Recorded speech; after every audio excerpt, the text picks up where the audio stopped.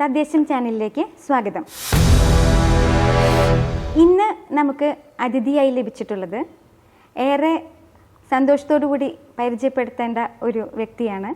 കാരണം അധ്യാപകൻ, വാഗ്മി, എഴുത്തുകാരൻ എന്ന് നമുക്ക് ഒരു കള്ളിക്കുള്ളിലും വിശേഷണങ്ങൾ ഒതുക്കാൻ കഴിയാത്ത നമ്മളുടെ കേരളത്തിൻ്റെ മുൻ വിദ്യാഭ്യാസ മന്ത്രിയായിരുന്ന പ്രൊഫസർ സി രവീന്ദ്രനാഥ് അഥവാ നമ്മളുടെ എല്ലാവരുടെയും രവീന്ദ്രൻ മാഷാണ് നമുക്ക് അതിഥിയായി ലഭിച്ചിട്ടുള്ളത്. മാഷെ, തദ്ദേശം ചാനലിലേക്ക് സ്വാഗതം. നമുക്ക് ആദ്യം തന്നെ ജനകീയാസൂത്രണം എന്ന ഒരു വിഷയത്തിൽ നിന്ന് ആരംഭിക്കാമെന്ന് തോന്നുന്നു. 1996 അധികാരം ജനങ്ങളിലേക്ക് എന്നുള്ള ഒരു ലക്ഷ്യവുമായിട്ടാണ് നമ്മൾ ജനകീയാസൂത്രണം കേരളം തുടക്കം കുറിക്കുന്നത്. നമുക്ക് ആദ്യം തന്നെ അതിനെക്കുറിച്ച് അറിയാനുള്ളത്, എത്രമാത്രം ജനകീയാസൂത്രണം ആരംഭിക്കുന്ന സമയത്ത് നമ്മൾ എന്തൊക്കെയാണ് പ്രധാനമായിട്ടും ലക്ഷ്യം വെച്ചത്, അതിൽ നമുക്ക് എത്രമാത്രം മുന്നോട്ട് പോകാൻ കഴിഞ്ഞു, എത്രമാത്രം നേട്ടങ്ങൾ ഉണ്ടാക്കാൻ കഴിഞ്ഞു എന്നാണ് മാഷ് പറയുന്നത്. അധികാര വികേന്ദ്രീകരണം എന്നതുകൊണ്ട് ഉദ്ദേശിക്കുന്നത് നിലവിലുള്ള ഭരണകൂടത്തിൻ്റെ ജനാധിപത്യവൽക്കരണമാണ്. അതാണ് അതിൻ്റെ ഫിലോസഫി. ഇപ്പോൾ നിലവിലുള്ള ഭരണകൂടങ്ങൾ എന്ന് പറഞ്ഞ ഒന്ന് കേന്ദ്ര സർക്കാരും മറ്റൊന്ന് സംസ്ഥാന സർക്കാരും. ഈ സർക്കാരുകളുടെ ജനാധിപത്യവൽക്കരണമാണ് അധികാര വികേന്ദ്രീകരണം. അപ്പോൾ ആ ജനാധിപത്യവൽക്കരണത്തിലൂടെ താഴെത്തട്ടിൽ ഒരു ഭരണകൂടം ഉണ്ടാക്കണം, ഒരു സർക്കാർ ഉണ്ടാക്കണം എന്നുള്ളതാണ് അധികാര വികേന്ദ്രീകരണ ലക്ഷ്യം. അതായത് ഏറ്റവും ജനാധിപത്യ സർക്കാർ താഴെത്തട്ടിൽ ഉണ്ടാവണം. അപ്പോൾ 3 തട്ടിൽ സർക്കാരുകളുണ്ടാവും: പ്രാദേശിക സർക്കാർ, സംസ്ഥാന സർക്കാർ, കേന്ദ്ര സർക്കാർ. ഇത് യാഥാർത്ഥ്യമാക്കാനാണ് 73-74 ഭരണഘടനാ ഭേദഗതിയിലൂടെ ഉദ്ദേശിച്ചത്. അത് സാർത്ഥകമാകണം എങ്കിൽ കേവലം അധികാര വികേന്ദ്രീകരണം മാത്രം പോരാ എന്ന് ചിന്തിച്ചത് ഇന്ത്യയിൽ കേരളം മാത്രമാണ്. അതുകൊണ്ടാണ് കേരളം അധികാര വികേന്ദ്രീകരണം എന്ന വാക്കിനൊപ്പം ജനകീയാസൂത്രണം എന്നൊരു വാക്കുകൂടി വികസിപ്പിച്ചത്. അപ്പോൾ സ്വാഭാവികമായിട്ട് ചോദ്യം, ജനകീയാസൂത്രണം എന്താ എന്നുള്ളതാണ്. അധികാര വികേന്ദ്രീകരണം എന്ന സങ്കല്പത്തോടൊപ്പം ആസൂത്രണ വികേന്ദ്രീകരണം, അത് ലോകത്തിലൊരു പക്ഷെ ആദ്യമായിട്ടായിരിക്കും. കാരണം ആസൂത്രണം കേന്ദ്രീകരിച്ച് നടക്കേണ്ടതാണ് എന്നുള്ളതാണ് ഒരു പൊതുധാരണ. അത് വികേന്ദ്രീകരിക്കുക, താഴെത്തട്ടിലും ആസൂത്രണത്തിൻ്റെ സാധ്യത ഉണ്ടാക്കുക. അതോടൊപ്പം തന്നെ ആസൂത്രണം ചെയ്ത പദ്ധതികൾ നടപ്പിലാക്കാൻ പഞ്ചായത്തിന് കഴിയണമെങ്കിൽ സമ്പത്തിൻ്റെ വികേന്ദ്രീകരണവും വേണം. അപ്പോൾ സംസ്ഥാന സർക്കാരിൻ്റെ തുക ഒരു പരിധിവരെ താഴെത്തട്ടിലേക്ക് കൊടുക്കുകയാണ്. അതാണ് സമ്പത്തിൻ്റെ വികേന്ദ്രീകരണം. ഇത് 3 ഘടകം ഉണ്ടായാലും സർക്കാരാവില്ല. കാരണം ഈ കിട്ടിയ സമ്പത്ത് മുഴുവൻ നടപ്പിലാക്കാനുള്ള ഇൻഫ്രാസ്ട്രക്ചർ പഴയ പഞ്ചായത്തിന് ഇല്ല. അതുകൊണ്ട് പഞ്ചായത്തിന് കുറേ കൂടി സംവിധാനങ്ങൾ ഉണ്ടാക്കണം.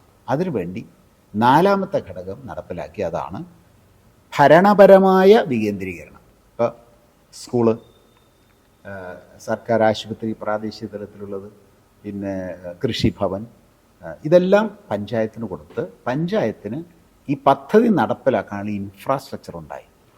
ഇത് 4ഉം നടപ്പിലാക്കിയ ഒരേ ഒരു സ്ഥലം കേരളമാണ്. അതുകൊണ്ട് കേരളത്തിൽ ഇപ്പോൾ തദ്ദേശ സ്വയം ഭരണ സ്ഥാപനം എന്നായിട്ട് മാറി. സ്വയം ഭരണ സ്ഥാപനമാണ്, സർക്കാരാണ്. അപ്പോൾ അങ്ങനെ സർക്കാരായി മാറിയ സ്ഥലം കേരളമാണ്. ഇതാണ് അഖിലേന്ത്യാ തലത്തിൽ അധികാര വികേന്ദ്രീകരണത്തെ നമ്മൾ കേരളം വെച്ച് പരിശോധിക്കുമ്പോൾ കേരളത്തിനുണ്ടായ മാറ്റം, വ്യത്യാസം എന്ന് പറയും. പക്ഷേ അതിനെ തന്നെ വളരെ ആഴത്തിൽ പരിശോധിച്ചാൽ അതിലൊരു ഘടകം ഇനിയും കുറേ കൂടി വളരേണ്ടതായിട്ടുണ്ട്. അത് 2ാമത്തെ പറഞ്ഞ ആസൂത്രണ വികേന്ദ്രീകരണമാണ്. അതുകൊണ്ട് ഈ തലത്തിലാണ് പുതിയതായി വരുന്ന പഞ്ചായത്തുകൾ കൂടുതൽ ശ്രദ്ധിക്കേണ്ടത്. അധികാരം വികേന്ദ്രീകരിച്ചവർ കിട്ടി, സമ്പത്ത് വികേന്ദ്രീകരിച്ചവർക്ക് കിട്ടി, ഭരണപരമായ സൗകര്യങ്ങൾ കിട്ടി. ആ സ്വയം പഞ്ചായത്തിന് വികസിപ്പിക്കേണ്ട ഘടകം ആസൂത്രണ വികേന്ദ്രീകരണം എന്ന ആശയം. അപ്പോൾ ദീർഘവീക്ഷണമുള്ള പദ്ധതികൾ തയ്യാറാക്കുന്നത് മുതൽ ആ ദീർഘവീക്ഷണത്തിനകത്ത് നിന്ന് കാലഘട്ടത്തിനനുസരിച്ചുള്ള പദ്ധതി നടപ്പിലാക്കാനുള്ള സ്റ്റെപ്പ് ബൈ സ്റ്റെപ്പായിട്ടുള്ള പ്ലാനുകളും അത് നടപ്പിലാക്കുവാനുള്ള രേഖകളും ഉണ്ടാക്കുന്ന മാസ്റ്റർ പ്ലാൻ തയ്യാറാക്കുന്ന അടക്കമുള്ള ഒരു സംവിധാനമാണ് ഏറ്റവും പ്രധാനപ്പെട്ടത്. ഇപ്പോൾ പഞ്ചായത്തുകൾ അധികാരത്തിൽ വരുമ്പോൾ തുടക്കത്തിൽ തന്നെ ശ്രദ്ധിക്കേണ്ട കാര്യം വരുന്ന 5 വർഷത്തെ പദ്ധതികൾ മുൻകൂട്ടി കണ്ട് ദീർഘവീക്ഷണത്തോടെ ആസൂത്രണം ചെയ്ത് ഒരു പ്ലാനാക്കി ഉണ്ടാക്കുക എന്നുള്ളതാണ്. അത് എത്രയും മൂർത്തമായിട്ട് ചെയ്യാൻ പറ്റുമോ അത്രയും പഞ്ചായത്തിൻ്റെ വികസനം പൂർത്തിയാക്കാൻ നമുക്ക് കഴിയും. നമ്മൾ ജനകീയാസൂത്രണവുമായി ബന്ധപ്പെട്ടുകൊണ്ട് വിവിധ മേഖലകളുടെ വികസനം നമ്മൾ ലക്ഷ്യം വെച്ചിരുന്നു. അതിലേതെങ്കിലും ഉദ്ദേശിച്ച രീതിയിൽ എത്തിയില്ല എന്നോ അല്ലെങ്കിൽ നമ്മൾ ഇനിയും എത്തേണ്ടിയിരിക്കുന്നു എന്ന് മാഷ്ക്ക് തോന്നുന്നത് ഏതൊക്കെയാണ്? വികസനം അങ്ങനെ പൂർണ്ണമാകുക എന്നില്ല. കാരണം സമൂഹം വികസിച്ചു വരുന്നു, അറിവ് വികസിച്ചു വരുന്നു, ടെക്നോളജി വികസിച്ചു വരുന്നു. എല്ലാം അങ്ങനെ വികസിച്ച് വരുന്നതനുസരിച്ച് പഞ്ചായത്തിലും ഓരോ ഘടകങ്ങളും വികസിച്ച് വരും. അല്ലാതെ ഏതെങ്കിലും ഒന്ന് പൂർണ്ണമായി എന്ന് നമുക്ക് പറയാൻ കഴിയില്ല. പക്ഷേ കേരളത്തെ സംബന്ധിച്ച് കേരളത്തിലെ സാമൂഹിക യാഥാർത്ഥ്യങ്ങൾ വെച്ച് നോക്കുമ്പോൾ മറ്റ് പ്രദേശങ്ങളിലേക്കാൾ വളരെയധികം മുന്നോട്ട് പോകാൻ കേരളത്തിന് കഴിഞ്ഞിട്ടുണ്ട്. അങ്ങനെ കഴിയുമ്പോഴും ഇനിയും കേരളത്തിന് മുന്നോട്ട് പോകേണ്ടതായിട്ടുണ്ട്, ഒരു മാതൃക എന്ന രീതിയിൽ മാറത്തക്ക രീതിയിൽ. അങ്ങനെ മാറുമ്പോൾ വാസ്തവത്തിൽ വികസന സങ്കല്പങ്ങൾ കുറെ കൂടി പഞ്ചായത്തുകൾക്ക് മൂർത്തമാക്കാൻ കഴിയുന്നതാണ്. മൂർത്തമായ വികസന സങ്കല്പങ്ങൾ അത് യാഥാർത്ഥ്യമാക്കാനുള്ള ഇടപെടലാണ് വരാൻ പോകുന്ന പഞ്ചായത്തുകൾ തുടക്കം തൊട്ട് തന്നെ ചെയ്യേണ്ടത്. വികസനം എന്ന് പറയുമ്പോൾ അതിന് പല പല മാനങ്ങളുണ്ട്. ഇപ്പം മുതലാളിത്ത വികസനം അതുണ്ട്, ഇടതുപക്ഷ വികസനം. ഇങ്ങനെ വികസനത്തിന് തന്നെ ഒരു ഒരു ഒരു രാഷ്ട്രീയ കാഴ്ചപ്പാടുകൾ ഉണ്ട്. ഒരു സമൂഹത്തിലെ പാവപ്പെട്ടവൻ്റെ ജീവൽ പ്രശ്നങ്ങൾ പരിഹരിക്കുന്നതടക്കം സാധാരണ മനുഷ്യരുടെ എല്ലാ പ്രശ്നങ്ങളും പരിഹരിക്കുക, ഒരു ആവാസ വ്യവസ്ഥയിലെ അത്തരം പ്രശ്നങ്ങൾ പരിഹരിക്കുന്ന ഒരു ഇടപെടലാണ് യഥാർത്ഥത്തിൽ ജനകീയ വികസനം. ധനികരുടെ താല്പര്യങ്ങൾ സംരക്ഷിക്കുക എന്നുള്ളതെല്ലാം മറ്റൊരു തരത്തിലുള്ള വികസനം. കേരളത്തിൽ പരിസ്ഥിതിയുടെ സങ്കല്പങ്ങൾ, പാവപ്പെട്ട മനുഷ്യരുടെ സങ്കല്പങ്ങൾ, ആവാസ വ്യവസ്ഥയുടെ അടിസ്ഥാന സങ്കല്പങ്ങൾ, ഇതൊക്കെ മനസ്സിലാക്കിക്കൊണ്ടുള്ള വികസനത്തെയാണ് യഥാർത്ഥത്തിൽ പ്രാദേശിക വികസനം എന്ന് പറയുന്നത്. ആ വികസനത്തിലൂടെ മാത്രമേ ഒരു പ്രാദേശിക സമ്പദ് വ്യവസ്ഥ ഉണ്ടാവുള്ളൂ. എപ്പോഴും പ്രാദേശിക വികസനത്തിന് പ്രാദേശിക സമ്പദ് വ്യവസ്ഥ ഉണ്ടാവണം. തിരിച്ചും പറയാം, ഒരു പ്രാദേശിക സമ്പദ് വ്യവസ്ഥ മൂർത്തമാണെങ്കിലേ പ്രാദേശിക വികസനം പൂർണ്ണമാവുള്ളൂ. അപ്പം അതുകൊണ്ട് പ്രാദേശിക സമ്പദ് വ്യവസ്ഥ ലക്ഷ്യം വെച്ചുകൊണ്ട് പ്രാദേശിക വികസനത്തെ ശക്തമാക്കിയാൽ മാത്രമേ സുസ്ഥിരമായ വികസനം എന്ന സസ്റ്റൈനബിൾ ഡെവലപ്മെൻറ്റ് എന്നുള്ള ഒരാശയത്തിലേക്ക് കേരളത്തിന് വരാൻ കഴിയുള്ളൂ. അവിടേക്ക് വന്നാൽ അത് ലോകോത്തര വികസനമായി തീരുമെന്നുള്ളത് ഉറപ്പാണ്. കാരണം ലോകം സ്വപ്നം കാണുകയാണ് ഒരു സുസ്ഥിര വികസനം. അത് സ്വപ്നം തന്നെയാണ്, യാഥാർത്ഥ്യമാക്കാൻ ഇപ്പോഴും ലോകത്ത് കഴിയുന്നില്ല. പാരിസ്ഥിതിക പ്രശ്നങ്ങൾ കൂടി വരുന്നു, കാർഷിക പ്രശ്നങ്ങൾ കൂടി വരുന്നു. ഇതെല്ലാം വെച്ച് നോക്കുമ്പോൾ സുസ്ഥിര വികസനം എന്നത് ഒരു ഒരു ഒരു ഒരു സങ്കല്പമായിട്ട് ഇന്ന് നിൽക്കുകയാണ്. പക്ഷേ പഞ്ചായത്തുകൾ വിചാരിച്ചാൽ പ്രാദേശിക തലത്തിൽ സുസ്ഥിരമായിട്ടുള്ള വികസനം ഉണ്ടാക്കാൻ കഴിയും എന്നുള്ളത് ഉറപ്പാണ്. നമ്മളിപ്പം ജനകീയാസൂത്രണത്തിനെ കുറിച്ച് പറഞ്ഞപ്പോഴും ഈ പ്രാദേശിക വികസനത്തിനെ കുറിച്ച് പറഞ്ഞു. അപ്പോൾ ഇതിലെല്ലാം തന്നെ മറ്റ് സംസ്ഥാനങ്ങൾ, ഇപ്പം നമ്മൾ പ്രധാനമായും കേട്ടുകൊണ്ടിരിക്കുന്ന ഒരു വാദമാണ്, മറ്റ് പല സംസ്ഥാനങ്ങളും കേരളത്തിനൊപ്പമോ കേരളത്തിനേക്കാൾ കൂടുതലോ പല രംഗത്തും വികസനം കൈവരിച്ചു എന്നുള്ളൊരു വാദം. ഇത് എത്രമാത്രം ശരിയാണ്? അല്ലെങ്കിൽ കേരളത്തിന് എങ്ങനെ നമ്മളൊരൽപ്പം പിറകോട്ട് പോയിട്ടുണ്ടെങ്കിൽ നമുക്ക് എങ്ങനെ ആ ഒരു വികസന കുതിപ്പിനെ തിരിച്ചു പിടിക്കാനായിട്ട് കഴിയും? കേരളം അങ്ങനെ പുറകോട്ട് പോയിട്ടില്ല. ഏത് മേഖല എടുത്തു കഴിഞ്ഞാലും കേരളം ഇന്ന് ലോകത്തിൻ്റെ മാതൃകയാണ്. ലോകത്തെന്ന് പറയുന്നത് ഇപ്പോൾ അതിദാരിദ്ര്യം ഇല്ലാത്ത സംസ്ഥാനം എന്ന അവസാന ഘട്ടത്തിൽ നമ്മൾ എത്തിയത് തന്നെ പഞ്ചായത്തുകളുടെ പ്രവർത്തനത്തിൻ്റെ ഫലമായിട്ടാണ്. അതൊക്കെ അധികാര വികേന്ദ്രീകരണത്തിൻ്റെ ഏറ്റവും വലിയ നേട്ടങ്ങളായിട്ട് നമ്മൾ കാണണം. കാരണം ലോകത്ത് അസമത്വം വർദ്ധിച്ചു വരികയാണ്. ജോസഫ് സ്റ്റിഗ്ലിറ്റ്സിൻ്റെ ഒരു പുസ്തകം തന്നെയുണ്ട്, ദ ഗ്രേറ്റ് ഡിവൈഡ്. പുസ്തകത്തിൻ്റെ പേര് തന്നെ ഗ്രേറ്റ് ഡിവൈഡാണ്. അതായത് പണക്കാരൻ പാവപ്പെട്ടവൻ എന്ന ഡിവിഷൻ ലോകത്ത് വളർന്നു വരികയാണ് എന്ന് പറയുന്ന ഉള്ളിലാണ് കേരളം അതിദാരിദ്ര്യമുക്ത സംസ്ഥാനമായത്. അത് വികസനം ഏറ്റവും വലിയ നേട്ടമാണ്. വിദ്യാഭ്യാസം, അതായത് വിദ്യാഭ്യാസം ഒരു കച്ചവടച്ചരക്കാണെന്ന് ലോകത്തിൽ പറയുന്ന നേരത്താണ് കേരളം വിദ്യാഭ്യാസത്തിൽ ഏറ്റവും ഉയർന്ന തലത്തിലെത്തിയിട്ടുള്ളത്. സാക്ഷരത സമ്പൂർണ്ണം, എല്ലാവർക്കും വിദ്യാഭ്യാസം, അങ്ങനെ പല ഡയമെൻഷൻ നോക്കിയാലും വിദ്യാഭ്യാസത്തിൽ കേരളം മാതൃകയാണ്. ആരോഗ്യരംഗത്തും മാതൃകയാണ്. അപ്പോൾ അങ്ങനെ പല മാതൃകകളും കേരളത്തിൽ സൃഷ്ടിക്കാൻ കഴിഞ്ഞിട്ടുണ്ട്. കേരളം മറ്റ് സംസ്ഥാനങ്ങളിൽ നിന്നും ഒരു തരത്തിലും പിറകിലല്ല. വ്യവസായ രംഗത്ത് നമുക്ക് കുറേ കാലം മുമ്പ് നമ്മൾ കുറച്ച് പിറകിലാണ് എന്ന് പറയപ്പെട്ടിരുന്നുവെങ്കിലും ഇപ്പോൾ അതിൻ്റെ ഇൻഡെക്സിലും കേരളം മുന്നോട്ട് വന്നിരിക്കുകയാണ്. അത് സംസ്ഥാന സർക്കാരിൻ്റെ ആ രംഗത്തുള്ള വളരെ സൂക്ഷ്മമായ ഇടപെടൽ കൊണ്ടാണ് യഥാർത്ഥത്തിൽ വന്നത്. മാലിന്യ നിർമ്മാർജ്ജനം അവിടെ അല്പം കൂടി മുന്നോട്ട് പോകണം എന്നൊക്കെ കേരളത്തിനോട് പലരും പറഞ്ഞിരുന്നു. അതൊക്കെ ഇപ്പോൾ ഈ കഴിഞ്ഞ 5 വർഷം കൊണ്ട് വളരെ മനോഹരമായിട്ട് നേടാനും ആ രംഗത്തും നമുക്ക് കുതിക്കാനും കഴിഞ്ഞിട്ടുണ്ട്. പക്ഷേ എന്ന് പറയുന്നത് ഇനിയും മുന്നേറണം. കാരണം മാതൃക എന്ന ലോകത്തിലെ മാതൃക എന്ന് പറഞ്ഞാൽ അത് അക്ഷരാർത്ഥത്തിൽ മാതൃകയാണ്. അങ്ങനെ മാതൃകയാകണമെങ്കിൽ ഞാൻ നേരത്തെ പറഞ്ഞ സുസ്ഥിര വികസനം എന്നത് എല്ലാ പഞ്ചായത്ത് ഏറ്റെടുത്ത് നടപ്പിലാക്കണം. അതിന് 4 ഘടകങ്ങളുണ്ട്. ഇതൊന്ന് പഞ്ചായത്ത് ശ്രദ്ധിച്ചാൽ എവിടെ വരെ വികസനം എത്തിക്കാം എന്നുള്ളത് ഒരു പക്ഷേ നമുക്കിപ്പോൾ പ്രവചിക്കാൻ പോലും പറ്റില്ല. ഇതിലൊന്ന് ഉൽപ്പാദനത്തിൻ്റെ വർധനവാണ്. ഈ ഘടകം എന്തിനാണെന്ന് വെച്ചാൽ ഞാൻ നേരത്തെ പറഞ്ഞു, പ്രാദേശിക സമ്പദ് വ്യവസ്ഥ ശക്തമായാലേ പ്രാദേശിക വികസനം നടക്കുന്നു.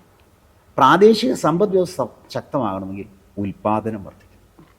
അത് കാർഷിക ഉൽപ്പാദനമാവാം, വ്യാവസായിക ഉൽപ്പാദനമാവാം, കാർഷികേതര ഉൽപ്പാദനം മറ്റേതെങ്കിലും ആവാം. ഏതായാലും അത് ആവാസ വ്യവസ്ഥയെ ആശ്രയിച്ച് ചിലപ്പോൾ നല്ല കാർഷിക പഞ്ചായത്താണെങ്കിൽ കൃഷിക്കാവും പ്രാധാന്യം, അതല്ലെങ്കിൽ മറ്റെന്തിനും, അതൊക്കെ ആ പഞ്ചായത്തിനെ ആശ്രയിച്ച് നിൽക്കും. അതായത് ഉൽപ്പാദനം എന്നുള്ളത്.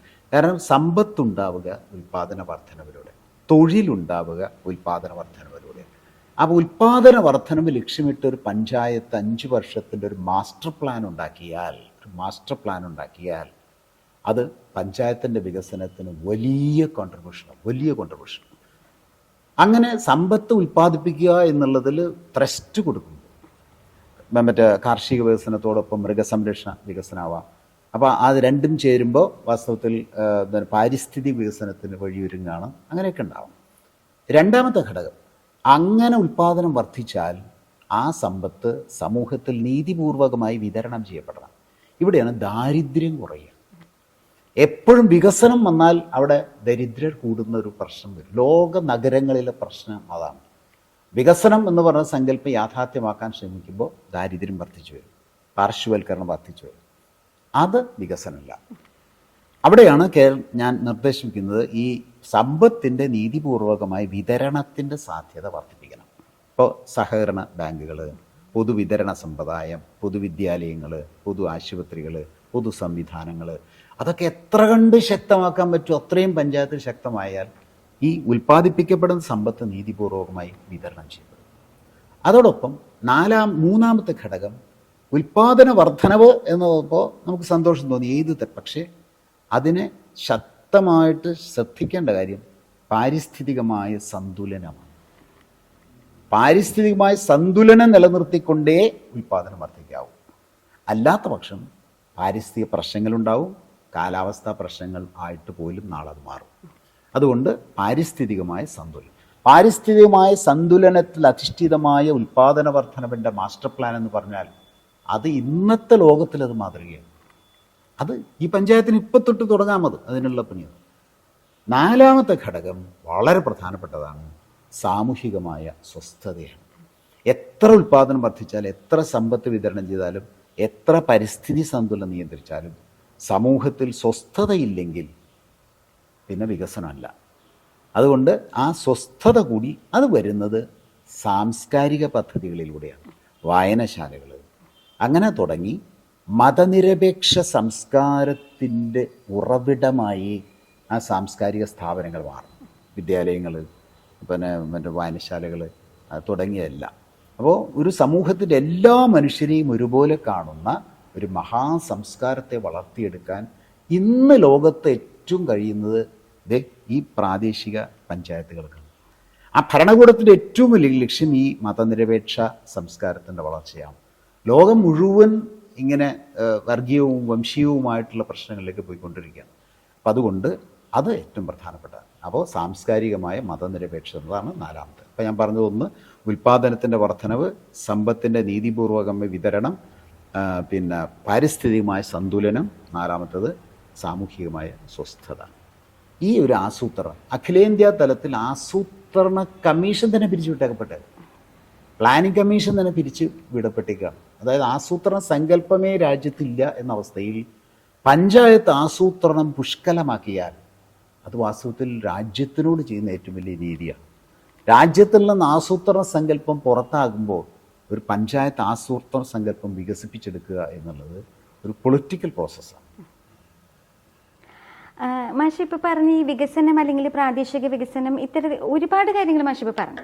അപ്പം ഇത് അതിൻ്റേതായ അർത്ഥത്തിൽ സാധ്യമാകണമെങ്കിൽ ആ പ്രാദേശിക തലത്തിലുള്ള ജനപ്രതിനിധികൾ അവരുടെ ഉത്തരവാദിത്തങ്ങളും അതുപോലെ തന്നെ അവർക്ക് അതുപോലുള്ള കാഴ്ചപ്പാടുകളും ചിന്തകളും ആവശ്യമാണ്. അതുകൊണ്ട് തന്നെ നമുക്ക് ഏത് രീതിയിൽ, കാരണം ഇത് ഒരു ഘടകത്തിലെ മാത്രം ആശ്രയിച്ചിരിക്കുന്നതല്ല, ഒരുപാട് വിഷയങ്ങളെക്കുറിച്ചുള്ള ഗഹനമായ അറിവുകളും അതുപോലുള്ള ചിന്തയും മാത്രമല്ല ചുറ്റുപാട് സമൂഹത്തിനെ അതുപോലെ ജനങ്ങളുമായിട്ടുള്ള ഒരു കമ്മ്യൂണിക്കേഷനും ബന്ധവും എല്ലാ കാര്യങ്ങളും വരുന്നുണ്ട്. അപ്പം ഇത് ഇത്രയും പ്രാപ്തരായ ജനപ്രതിനിധികളെ സൃഷ്ടിക്കുക എന്നതുകൂടി, അല്ലെങ്കിൽ ഞാൻ നിലവിലുള്ളവരെ മോശമെന്നല്ല പറയുന്നത്, പക്ഷെ എങ്ങനെ അവരുടെ കർമ്മശേഷിയും അതുപോലെ തന്നെ കൂടുതൽ അവർക്ക് വേണ്ട പരിശീലനവും ഒക്കെ ലഭിക്കുന്നത് അത് അനിവാര്യമാണല്ലോ. അതിനുവേണ്ടി നമുക്ക് എന്ത് ചെയ്യാൻ കഴിയും? കാരണം എനിക്ക് മാഷി പറഞ്ഞ കാര്യങ്ങളെ ഒരുപക്ഷെ സ്വതന്ത്ര ഇന്ത്യയുടെ ആ തുടക്കത്തിൽ നേരിട്ട വെല്ലുവിളികളുമായിട്ടൊന്ന് സാമ്യം തോന്നി. കാരണം അന്നും നെഹ്റുവും മഹലനോബിസും പോലെയുള്ള ആളുകൾ ഇത്തരത്തിലുള്ള ത്വരിതഗതിയിലുള്ള സുസ്ഥിര വികസനമാണ് ലക്ഷ്യം വെച്ചത്. അതിൻ്റെ മറ്റൊരു വശമാണ് ഇപ്പോൾ നമ്മൾ പ്രാദേശിക തലത്തിൽ നമ്മൾ ഉദ്ദേശിക്കുന്നത്. അപ്പോൾ അതുകൊണ്ട് തന്നെ അത് നേടിയെടുക്കുക എന്നുള്ളതിന് ഒരുപാട് പേരുടെ കൂട്ടായ പ്രവർത്തനം, ജനപ്രതിനിധികൾ മാത്രമല്ല ഉദ്യോഗസ്ഥർക്കും തീർച്ചയായും പൊതുജനങ്ങൾക്കും എല്ലാം പങ്കുണ്ട്. ഏത് രീതിയിൽ നമുക്ക് ഇവരെയെല്ലാം ഇതിന് പ്രാപ്തരാക്കാൻ സാധിക്കും എന്നുള്ളതാണ്. വികസനം എന്നതൊരു സർഗപ്രക്രിയയാണ് എന്നത് ഉൾക്കൊണ്ടുകൊണ്ടാണ് ചോദ്യം ചോദിച്ചത്. വികസനം എന്നൊരു ഒരു കേവല ഭൗതിക പ്രക്രിയയല്ല, ഒരു സാമൂഹിക പ്രക്രിയയല്ല, അതൊരു സർഗപ്രക്രിയയാണ്. ആ വികസന സങ്കല്പമാണെന്ന് ലോകത്തിന് നഷ്ടപ്പെട്ടുകൊണ്ടിരിക്കുന്നത്. അത് ആ ലോകത്ത് മുഴുവൻ അസ്വസ്ഥതയും പ്രശ്നങ്ങളും. ജനങ്ങളെല്ലാവരും ചേർന്ന് ജനങ്ങൾക്ക് വേണ്ടിയിട്ടുള്ള ആവാസ വ്യവസ്ഥ വളർത്തിയെടുക്കുക എന്നുള്ളതാണ്. അവിടെ പരസ്പര വൈരോ പരസ്പര ബുദ്ധിമുട്ടുകളോ പരസ്പര പ്രശ്നങ്ങളോ എല്ലാം ഉണ്ടാവേണ്ടത്. ഞാൻ സാമൂഹിക സ്വസ്ഥത എന്ന് പറഞ്ഞ് അവസാനിപ്പിച്ചിട്ടായി ചോദ്യം ചോദിച്ചത് വളരെ പ്രധാനപ്പെട്ടതാണ്. അപ്പോൾ പഞ്ചായത്ത് എന്ന് നമ്മൾ പറയുമ്പോൾ ഒരു ഒരു ഒരു വലിയൊരു സ്വസ്ഥതയുടെ ലോകം എന്നാണ് എൻ്റെ മനസ്സിൽ വരുന്നത്. അല്ലാതെ കുറേ സമ്പത്തിൻ്റെ ലോകം എന്നുള്ളതിനേക്കാൾ, മാസ്മരികതയുടെ ലോകം എന്നതിനേക്കാൾ സ്വസ്ഥതയുടെ ലോകം എന്നുള്ളത് പറഞ്ഞാൽ അതായിരിക്കും ഏറ്റവും ശരി. അപ്പം അങ്ങനെയുള്ള ഒരു ഒരു ഒരു ഒരു വ്യവസ്ഥ പഞ്ചായത്തിൽ വളർത്തിയെടുക്കാൻ ഈ പറഞ്ഞത് വളരെ ശരിയാണ്. വളരെ ജനാധിപത്യപരമായി നോക്കുകയാണെങ്കിൽ ജനങ്ങൾ കൃത്യമായി പറഞ്ഞതുപോലെ അവരുടെ മുന്നിൽ നിൽക്കുന്ന സ്ഥാനാർത്ഥികളെ അവർ തിരഞ്ഞെടുക്കുക ചെയ്തത്. ആ വാക്ക് തിരഞ്ഞെടുപ്പാണ്. അപ്പോൾ അവിടെ 2, 3, 4 ആൾ സ്ഥാനാർത്ഥികളായിട്ടുണ്ടാവും. അതിൽ നിന്ന് ജനാധിപത്യപരമായി ജനാധിപത്യത്തിൻ്റെ സർഗാത്മകതയിൽ നിന്നുകൊണ്ട് സെലക്ട് ചെയ്യുകയാണെങ്കിൽ ഈ പറഞ്ഞ ഘടകങ്ങളൊക്കെ സെലക്ട് ചെയ്ത ആൾക്കുണ്ടാവണം. അതാണ് ജനാധിപത്യപരമായ തെരഞ്ഞെടുപ്പ്. അപ്പോൾ അവർക്ക് അതിനുള്ള കഴിവുണ്ടാവും, അതിനുള്ള ആപ്റ്റിറ്റ്യൂഡ് ഉണ്ടാവും. അപ്പോൾ ജനം തിരഞ്ഞെടുക്കുന്നത് ഈ സ്വസ്ഥമായിട്ടുള്ള വികസന സങ്കല്പം മനസ്സിൽ കണ്ടുകൊണ്ട് അത് സാർത്ഥകമാക്കാനും പുഷ്കലമാക്കാനും പറ്റുന്ന വ്യക്തിയെ തിരഞ്ഞെടുക്കുക എന്നുള്ളതാണ് യഥാർത്ഥത്തിൽ ജനാധിപത്യപരമായവരുടെ മുമ്പിലെ ടാസ്ക്. ആ ടാസ്ക് ജനങ്ങളെ ഏറ്റെടുത്ത് അങ്ങനെ അവരെ തിരഞ്ഞെടുത്തിരിക്കുകയാണ്. അപ്പോൾ ജനാധിപത്യപരമായി അവർക്ക് അത് ഉൾക്കൊള്ളാൻ കഴിയും എന്നാണ് നമ്മൾ മനസ്സിലാക്കേണ്ടത്. പക്ഷേ അവരിൽ ചില ഘടകങ്ങളിൽ സ്വാഭാവികമായിട്ട് ജീവിത പ്രശ്നം കൊണ്ട് പലതുകൊണ്ടും ചിലപ്പോൾ അതിന് ചില പ്രശ്നങ്ങളും കുറവുകളും ഒക്കെ ഉണ്ടാവും. അവിടെയാണ് കൃത്യമായ ഒരു പരിശീലനത്തിൻ്റെ ആവശ്യം വരുന്നത്. അതായത് അനുഭവസ്ഥരായ ജനപ്രതിനിധികൾ ഇതിനു മുമ്പ് പഞ്ചായത്തിൽ ചെയ്ത് അവർക്ക് തെറ്റുകളൊക്കെ മനസ്സിലായിട്ടുണ്ടാവും, കുറവുകൾ മനസ്സിലായിട്ടുണ്ടാവും. അപ്പോൾ അനുഭവമാണ് ഏറ്റവും വലിയ അധ്യാപകൻ എന്നാണ് ഞാൻ വിശ്വസിക്കുന്നത്. ആ അനുഭവസ്ഥരായിട്ടുള്ളവർ ഇവരുമായി സംവദിച്ചുകൊണ്ട് ഈ ക്ലാസിക്കൽ ട്രെയിനിങ് എന്നല്ല ഉദ്ദേശിക്കുന്നത്, ഈ ബോർഡുമ കണക്കുകൾ എഴുതിയിട്ടുള്ള ട്രെയിനിങ് അതൊക്കെ ആയിക്കോട്ടെ, പക്ഷേ ഒരു സർഗസംവാദം എന്ന രീതിയിൽ അനുഭവസ്ഥരും പുതിയവരും തമ്മിൽ വലിയൊരു സംവാദം, അത് ഒരു ട്രെയിനിങ് പ്രോസസ്സിൻ്റെ ഭാഗമായിട്ട് നടന്നാലും വേണ്ടില്ല. ഏതായാലും പുതിയ തലമുറയ്ക്ക് ജനാധിപത്യ ബോധം, മതനിരപേക്ഷ ബോധം, വികസന ബോധം, ഇത് മൂന്നും അവരിലുള്ളതിനെ വികസിപ്പിച്ചെടുക്കുക എന്നുള്ളത് വളരെ വളരെ പ്രധാനപ്പെട്ടതാണ്. കാരണം അത് കുറേ കാലം കഴിഞ്ഞ് അത് ചെയ്തിട്ട് കാര്യമില്ല, ഇപ്പം തന്നെ അത് ചെയ്യണം. അവരെ കൃത്യമായി അതിനെ ട്യൂൺ ചെയ്തെടുക്കണം.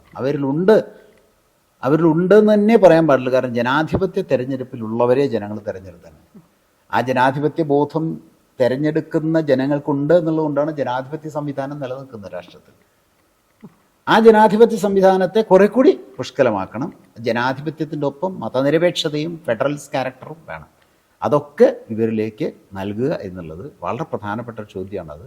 അത് അവരെ എക്യൂപ്പ് ചെയ്യത്തക്ക രീതിയിൽ അവർക്ക് ഉള്ളതിനെ കുറെ കൂടി പരിപോഷിപ്പിക്കണം. അപ്പോൾ അതിനുള്ള ഇടപെടലുകളും പരിശീലനങ്ങളും സംവാദങ്ങളും തുടർന്ന് ഇപ്പോൾ പഞ്ചായത്തിൽ അധികാരം ഏറ്റ ഉടനെ തന്നെ പഞ്ചായത്തിൽ തന്നെ നടക്കണം. അതാത് ആവാസ വ്യവസ്ഥയിൽ തന്നെ നടക്കുകയായിരിക്കുന്നല്ലോ. കേന്ദ്രീകരിച്ച് കുറേയൊക്കെ ആവാം, എങ്കിലും അത് ആവാസ വ്യവസ്ഥയിൽ. ഇപ്പോൾ ഒരു പഞ്ചായത്തിൽ ഒരു ജനപ്രതിനിധി എന്ത് ചെയ്യണം എന്നാണ് വേറൊരു പഞ്ചായത്തിൻ്റെ അന്തരീക്ഷത്തിൽ പോയിരുന്നാൽ അത്രയും പറയാൻ പറ്റി എന്ന് വരില്ല. അത് വളരെ ഡീസെൻട്രലൈസ്ഡ് ആയിട്ടുള്ള ഈ സംവാദങ്ങൾ പഴയ പഞ്ചായത്ത് മെമ്പർമാരും പുതിയ പഞ്ചായത്ത് മെമ്പർമാരും രാഷ്ട്രീയ പ്രവർത്തകരും ഉദ്യോഗസ്ഥന്മാരായവരും ആയിരുന്നവരും എല്ലാം തമ്മിലുള്ള വലിയ സംവാദങ്ങൾ പഞ്ചായത്തിൽ നടന്നാൽ ഇവർക്ക് സ്വാഭാവികമായിട്ടും അവരുടെ ആ മനസ്സ് നിറയ്ക്കാനും കൂടുതൽ സാങ്കല്പികമല്ലാതെ യാഥാർത്ഥ്യപൂർവത്തോടുകൂടി പ്രവർത്തിക്കാനും കഴിയും. ആ ഒരു ഇടപെടൽ തീർച്ചയായിട്ടും പഞ്ചായത്തിൽ ആവശ്യം. നമ്മൾ കേരളത്തിൽ ഒരുപക്ഷെ നമ്മൾ കണ്ടുവരുന്ന ഒരു പ്രത്യേകത എന്ന് പറയുന്നത് തദ്ദേശ സ്വയംഭരണ സ്ഥാപനങ്ങളുടെ നേതൃത്വത്തിൽ ഈ വികസന ലക്ഷ്യങ്ങൾ കൈവരിക്കാനുള്ള ഒരു പ്രവർത്തനങ്ങൾ നടന്നു വരുന്നുണ്ട്. നമ്മളിപ്പോൾ ആഗോളതലത്തിൽ തന്നെ നേടിയെടുക്കേണ്ട പ്രധാനപ്പെട്ട ചില ലക്ഷ്യങ്ങൾ 2025 നമുക്കത് എത്രത്തോളം എത്താൻ സാധിച്ചു എന്നതിൽ ചെറിയ ആശങ്കകളുണ്ട്. 2030 കേരളത്തിന് ആ ഒരു ലക്ഷ്യങ്ങളെല്ലാം നേടിയെടുക്കാൻ കഴിയില്ലേ എന്നുള്ളതാണ് ഒരു സംശയം. കഴിയണം. അതായത് നമ്മളിപ്പോൾ രാജ്യം മുന്നിൽ വെച്ചിട്ടുള്ള വികസന സങ്കല്പങ്ങൾ നമ്മൾ 25 പലതും കടന്നുപോയി. ആ ലക്ഷ്യത്തിന് പൂർണ്ണമായെന്നല്ല എൻ്റെ അർത്ഥം, കേരളം കടന്നുപോയിരിക്കുകയാണ്. വാസ്തവത്തിൽ കേരളം വികസനത്തിൽ ആര് പ്രതീക്ഷിച്ചതിനേക്കാൾ മുന്നോട്ട് പോയിട്ടുണ്ട്. അതിൻ്റെ അടിസ്ഥാന കാരണം ഈ പ്രാദേശിക വികസനം തന്നെയാണ്. പ്രാദേശിക വികസനത്തിൽ എത്ര കണ്ട് ഊന്നൽ നൽകുന്നുവോ അത്ര കണ്ട് സംസ്ഥാന വികസനം വളരും. കാരണം പ്രാദേശിക വികസനത്തിൻ്റെ സമഷ്ടിയാണ് സംസ്ഥാനങ്ങളുടെ വികസനം. സംസ്ഥാനങ്ങളുടെ വികസനത്തിൻ്റെ സമഷ്ടിയാണ് രാജ്യത്തിൻ്റെ വികസനം. ഇത് കേന്ദ്ര സർക്കാർ മനസ്സിലാക്കുന്നില്ല എന്നുള്ളതാണ്. അപ്പോൾ ഈ ഞാൻ നേരത്തെ പറഞ്ഞ ഈ പ്രാദേശിക വികസനത്തിനെ തുടർന്ന് സംസ്ഥാന വികസനങ്ങളുടെ ആ മൊത്തം രാജ്യത്തിൻ്റെ വികസനം എന്ന് തന്നെയാണ് ഫെഡറൽ സംസ്കാരം എന്ന് പറയുന്നത്. അപ്പോൾ ഇതിനെ പുഷ്ടിപ്പെടുത്തുകയാണ് ശരിക്കും വേണ്ടത്. കേന്ദ്രം എന്ന രീതിയിൽ രാജ്യത്തിനെ വികസിപ്പിക്കുക എന്ന് പറഞ്ഞാൽ പണക്കാരെ വികസിപ്പിക്കുക എന്ന് മാത്രമല്ല, ഈ നാട്ടിൽ ഈ പറയുന്ന വികസന സങ്കല്പങ്ങളെ വികസിപ്പിക്കുക എന്നുള്ളതാണ്. അപ്പോൾ അതിനൊക്കെ വാസ്തവത്തിൽ സഹായങ്ങൾ കൊടുത്ത് വളർത്തുക എന്നുള്ളതാണ് വേണ്ടത്. പക്ഷേ അങ്ങനെയല്ല നടക്കുന്നത് എന്നൊരു പ്രശ്നം നിൽക്കുന്നു. അപ്പോൾ ആഗോളതലത്തിൽ ഐക്യരാഷ്ട്ര സംഘടന ലക്ഷ്യമിട്ടത് സുസ്ഥിര വികസനം എന്ന വാക്ക് തന്നെയാണ്. വാക്കതാണ് സസ്റ്റൈനബിൾ ഡെവലപ്മെൻ്റ് എന്ന് ഇംഗ്ലീഷിൽ പറയുന്നത് സുസ്ഥിര വികസനം. പക്ഷേ അവിടെ ഒരു പ്രശ്നം, കേരളത്തിൻ്റെ വികസന സങ്കല്പവും അതും താരതമ്യപ്പെടുത്തും വ്യത്യാസമുണ്ട്. ഈ അന്താരാഷ്ട്ര തലത്തിൽ സുസ്ഥിര വികസനം എന്ന് പറഞ്ഞതിൻ്റെ ഘടകങ്ങൾ പരിശോധിച്ചാൽ, കൃത്യമായിട്ട് ഞാൻ പറഞ്ഞുതരാം, എല്ലാ ഘടകം പരിശോധിച്ചാൽ അത് മുതലാളിത്ത വികസനത്തിൻ്റെ സുസ്ഥിരതയാണ് ലക്ഷ്യമിട്ടത് എന്ന് മനസ്സിലാവും. അതായത് പൊതുവിൽ ലോകത്ത് വികസനം പല ദിക്കിലും തകർന്നുകൊണ്ടിരിക്കുകയാണ്, സമ്പദ് വ്യവസ്ഥ തകരുകയാണ്. ആ തകർച്ച നിൽക്കുന്ന സമയത്ത് തകരാതിരിക്കാൻ ആഗോള മുതലാളിത്ത ഉൽപ്പാദന വ്യവസ്ഥ, സമ്പദ് വ്യവസ്ഥ, വികസനം സുസ്ഥിരമാകാൻ വേണ്ടിയിട്ടാണ് ഈ സുസ്ഥിര വികസനം എന്നുള്ള ആശയം ഐക്യരാഷ്ട്ര സംഘടന മുന്നോട്ട് വെച്ചിട്ടുള്ളത്. ക്ലിയറാണോ? അതാണ് ലക്ഷ്യം, അതാണ്. കേരളം അതല്ല. ഇപ്പോൾ നമ്മൾ പറഞ്ഞ സുസ്ഥിര വികസനം അതല്ല. അതാണ് വ്യത്യാസം. കേരളത്തിൻ്റെ സുസ്ഥിര വികസനം എന്നുള്ളതാണ് യഥാർത്ഥത്തിൽ സസ്റ്റൈനബിൾ ആയിട്ടുള്ള വികസനം. അതായത് താഴെത്തട്ട് ആവാസ വ്യവസ്ഥയിൽ എല്ലാവരെയും ഉൾക്കൊണ്ടുകൊണ്ട് അവരുടെ ജീവൽ പ്രശ്നങ്ങൾ പരിഹരിച്ച് ആവാസ വ്യവസ്ഥയുടെ സമ്പദ് വ്യവസ്ഥയെ പ്രാദേശികമായി വളർത്തി ശക്തമാക്കി അതിന് നാളെ കുറവ് പറ്റാത്ത രീതിയിൽ, പാർശ്വവൽക്കരണം വരാത്ത രീതിയിൽ, പ്രാന്തവൽക്കരണം വരാത്ത രീതിയിൽ സമഗ്രമായി എല്ലാവരും ഉൾക്കൊണ്ടുകൊണ്ട് സ്വസ്ഥതയോടുള്ള ജീവിതത്തെ അടിത്തറയാക്കിയിട്ടുള്ള വളർച്ചയാണ് കേരളം സസ്റ്റൈനബിൾ ഡെവലപ്മെൻറ്റ്, സുസ്ഥിര വികസനം എന്ന് പറയുന്നത്. അതുകൊണ്ട് അതൊരു ബദൽ വികസന സങ്കല്പമാണ്. വാക്കുകൾ രണ്ടും ഒന്ന് തന്നെയാണ്. ആഗോളതലത്തിൽ സുസ്ഥിര എന്ന് പറയും, കേരളവും സുസ്ഥിര എന്ന് പറയും. പക്ഷേ കേരളത്തിൻ്റെ സുസ്ഥിര വികസനം ആഗോള സുസ്ഥിര വികസനത്തിന് ബദലാണ്. മറ്റത് ആഗോളവൽക്കരണത്തിൻ്റെ സങ്കല്പങ്ങൾ ഉൾക്കൊണ്ടുകൊണ്ടുള്ള വികസന സങ്കല്പം.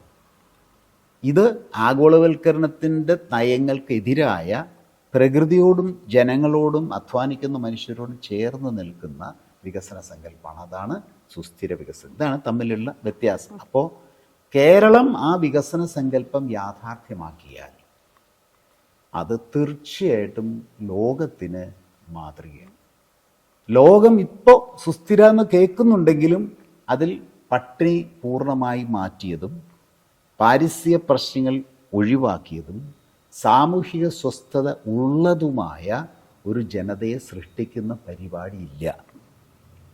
ഗ്ലോബൽ സുസ്ഥിര വികസന സങ്കല്പം നോക്കിക്കഴിഞ്ഞാൽ അത് നമുക്ക് മനസ്സിലാവും. അതായത് സമ്പത്തിൻ്റെ നീതിപൂർവകമായ വിതരണത്തിൻ്റെ ഘടകങ്ങൾ അതിൽ കുറവാണ്. സമ്പത്തിൻ്റെ കേന്ദ്രീകരണത്തിൻ്റെ സാധ്യത അതിൽ കൂടുതലാണ്. അതുകൊണ്ട് തീർച്ചയായും പാർശ്വവൽക്കരണം അവിടെ ഉണ്ടാവും, പ്രശ്നങ്ങളുണ്ടാവും. പക്ഷേ അതാണ് മുതലാളിത്ത വികസനം. ആ വികസനം നിലനിൽക്കുക എന്നുള്ളതിലാണ് അവിടെ സുസ്ഥിര എന്നതുകൊണ്ട് ഉദ്ദേശിച്ചിട്ടുള്ളത്. വാക്ക് അവിടെ പ്രയോഗിച്ചു എന്നേ ഉള്ളൂ. അതേ വാക്ക് ഇവിടെ നമുക്ക് പ്രയോഗിക്കാൻ കഴിയുള്ളൂ. കാരണം സുസ്ഥിരമാകണമെങ്കിൽ ഈ പറയുന്ന കേരളത്തിൻ്റെ വികസന സങ്കല്പത്തിലേക്ക് വരണം. ഇത് നേടിയെടുക്കാൻ പഞ്ചായത്തുകളിലൂടെയേ പറ്റുള്ളൂ. കാരണം പ്രാദേശികമായ സുസ്ഥിരത ഇല്ലെങ്കിൽ ഉയർന്ന തലത്തിൽ അല്ലെങ്കിൽ സംസ്ഥാന തലത്തിൽ സുസ്ഥിരത ഉണ്ടാവില്ല. പ്രാദേശിക തലത്തിൽ സുസ്ഥിരമല്ലാത്ത വികസനവും സംസ്ഥാന തലത്തിൽ സുസ്ഥിര വികസനവും എന്ന് പറയുന്നത് അർത്ഥശൂന്യമാണ്. അപ്പോൾ സംസ്ഥാന തലങ്ങളിലെ സുസ്ഥിര വികസനയെ രാജ്യത്തിൻ്റെ സുസ്ഥിര വികസനത്തിലേക്ക് നയിക്കുള്ളൂ. അതാണ് ആ ഒരു എവല്യൂഷൻ പ്രോസസ്സാണ് യഥാർത്ഥത്തിൽ ഇന്ത്യയുടെ കേന്ദ്ര തലങ്ങളിൽ നിന്നും വികസിപ്പിച്ചെടുക്കേണ്ടത്. കേരളം വികസിപ്പിച്ചിട്ട് നടക്കണം. അതാണ് പ്രാദേശിക തലത്തിലുള്ള വികസനത്തിൻ്റെ കേരളത്തിൻ്റെ പ്രത്യേകത.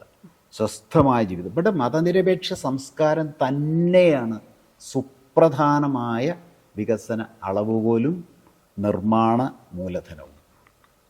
അതായത് എല്ലാത്തിനും ഒരു പ്രൊഡക്റ്റീവ് ക്യാപിറ്റൽ വേണം എന്ന് പറയുന്നത് യഥാർത്ഥ സംസ്കാരമാണ്, പണമല്ല. അതിൻ്റെ ഒപ്പം നിൽക്കുന്നുള്ളൂ പണം. അടിത്തറ എന്ന് പറയുന്നത് സംസ്കാരമാണ്. മനുഷ്യനെ മനുഷ്യനാക്കി മാറ്റുന്ന സംസ്കാരം. ആ സംസ്കാരത്തിൽ നിന്നേ പ്രകൃതി സന്തുലനവും ഉണ്ടാവുള്ളൂ. കാരണം 3 തരത്തിലുള്ള ബന്ധങ്ങളാണല്ലോ. ഒന്ന്, പ്രകൃതിയും മനുഷ്യനും തമ്മിലുള്ള സ്ഥൂല സൂക്ഷ്മ ബന്ധങ്ങൾ. 2, മനുഷ്യനും തമ്മിലുള്ള സ്ഥൂല സൂക്ഷ്മ ബന്ധങ്ങൾ. 3, മനുഷ്യനും ഇതര ജീവികളും തമ്മിലുള്ള സ്ഥൂല സൂക്ഷ്മ ബന്ധങ്ങൾ. ഈ 3 പ്രകൃതിദത്തമായ ആശയങ്ങളെ നിലനിർത്തുക, പ്രകൃതിദത്തമായി നിലനിർത്തുക എന്നുള്ളതിലാണ് വികസനത്തിൻ്റെ അടിത്തറ കിടക്കുന്നത്, സുസ്ഥിര വികസനത്തിൻ്റെ അടിത്തറ കിടക്കുന്നത്. ഇപ്പം നമ്മൾ സുസ്ഥിര വികസനം അതുപോലെ തന്നെ ഒരുപാട് കാര്യങ്ങളെ കുറിച്ച് പറയുമ്പോഴും ഇതിനെല്ലാം ഒരു പക്ഷേ നടപ്പിലാക്കേണ്ടത് ഇവിടുത്തെ യുവതലമുറ ഒക്കെ ഇതിലൊരു വലിയ പങ്കുണ്ട്.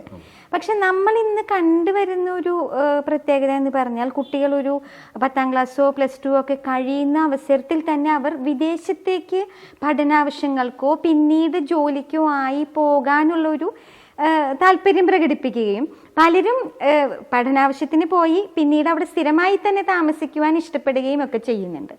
അപ്പം നമ്മളുടെ അതിനനുസരിച്ച് അപ്പോൾ ഒരുപക്ഷെ ഇവിടെ വിദ്യാഭ്യാസ അവസരങ്ങളുടെ പ്രശ്നമാണോ, അതോ അവർക്ക് അതിനുശേഷമുള്ള ജോലിയുടെയോ പ്രതിഫലവുമായി ബന്ധപ്പെട്ടുകൊണ്ടോ, അല്ലെങ്കിൽ ഈ പറഞ്ഞ ഇവിടുത്തെ സാമൂഹിക അന്തരീക്ഷം അവരെ ഉൾക്കൊള്ളാനോ അവർക്ക് ഉൾക്കൊള്ളാനോ കഴിയാത്ത രീതിയിലായതുകൊണ്ടാണോ?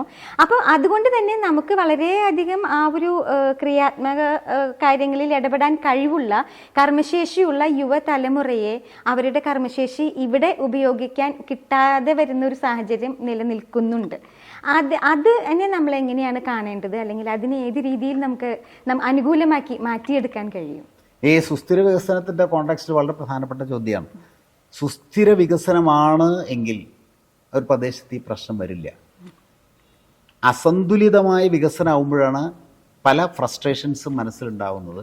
അവിടെ ജോലി കിട്ടിയാൽ നല്ലതാവും, അപ്പുറത്തെ ജോലി കിട്ടിയാൽ നന്നാവും. ഫ്രസ്ട്രേഷൻസ് വരുന്നത് സാമൂഹിക ഫ്രസ്ട്രേഷൻസിൽ നിന്നാണ്. ഈ മനസ്സിൻ്റെ പ്രശ്നങ്ങളെല്ലാം സമൂഹത്തിൻ്റെ പ്രശ്നങ്ങളാണ്. സമൂഹത്തിൽ വികസനത്തിൻ്റെ അസന്തുലിത അവസ്ഥയും അത്തരത്തിലുള്ള ഫ്രസ്ട്രേഷൻസ് ഉണ്ടാകുമ്പോൾ സ്വാഭാവിക മനസ്സിനെ സ്വാധീനിക്കും. അതാ ഞാൻ നേരത്തെ പറഞ്ഞത്, സ്വസ്ഥമായൊരു ജീവിതം എന്ന് പറയുന്നത് ഈ ഇതെല്ലാം അടങ്ങുന്നതാണ്.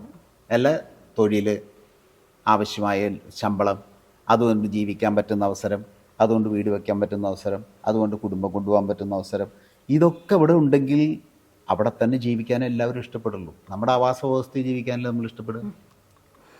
ഏത് അമേരിക്കയിൽ എവിടെ പോയി കഴിഞ്ഞാലും നമ്മുടെ വീട്ടിലേക്ക് വരിക എന്ന് പറഞ്ഞാൽ ഇത്രയും വലിയൊരു ഒരു ഒരു ഒരു ഒരു എന്താ പറയുക, നമ്മുടെ ഭാഗ്യം ഇല്ല എന്നല്ല നമ്മൾ കരുതുന്നത്. അത് ഏറ്റവും കൂടുതൽ ആഗ്രഹിക്കും നമ്മുടെ നാട്ടിലേക്ക് വരാൻ, വീട്ടിലേക്ക് വരാൻ.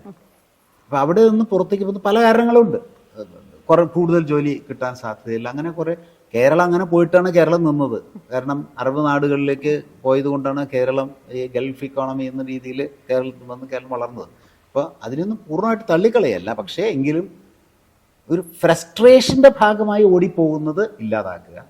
അധിക തൊഴിലും കൂടുതൽ പഠനാവശ്യമുള്ള പോകുന്നെങ്കിൽ ഗ്ലോബലായിട്ടാണ് നമ്മൾ കാണേണ്ടത്, സർവ്വദേശീയമായിട്ടാണ് നമ്മളെല്ലാം കാണുന്നത്. നമ്മുടെ കാഴ്ചപ്പാട് തന്നെ പ്രാദേശികമല്ല, സർവ്വദേശീയമാണ്. അപ്പോൾ അതങ്ങനെ പോണ്ടി വരും.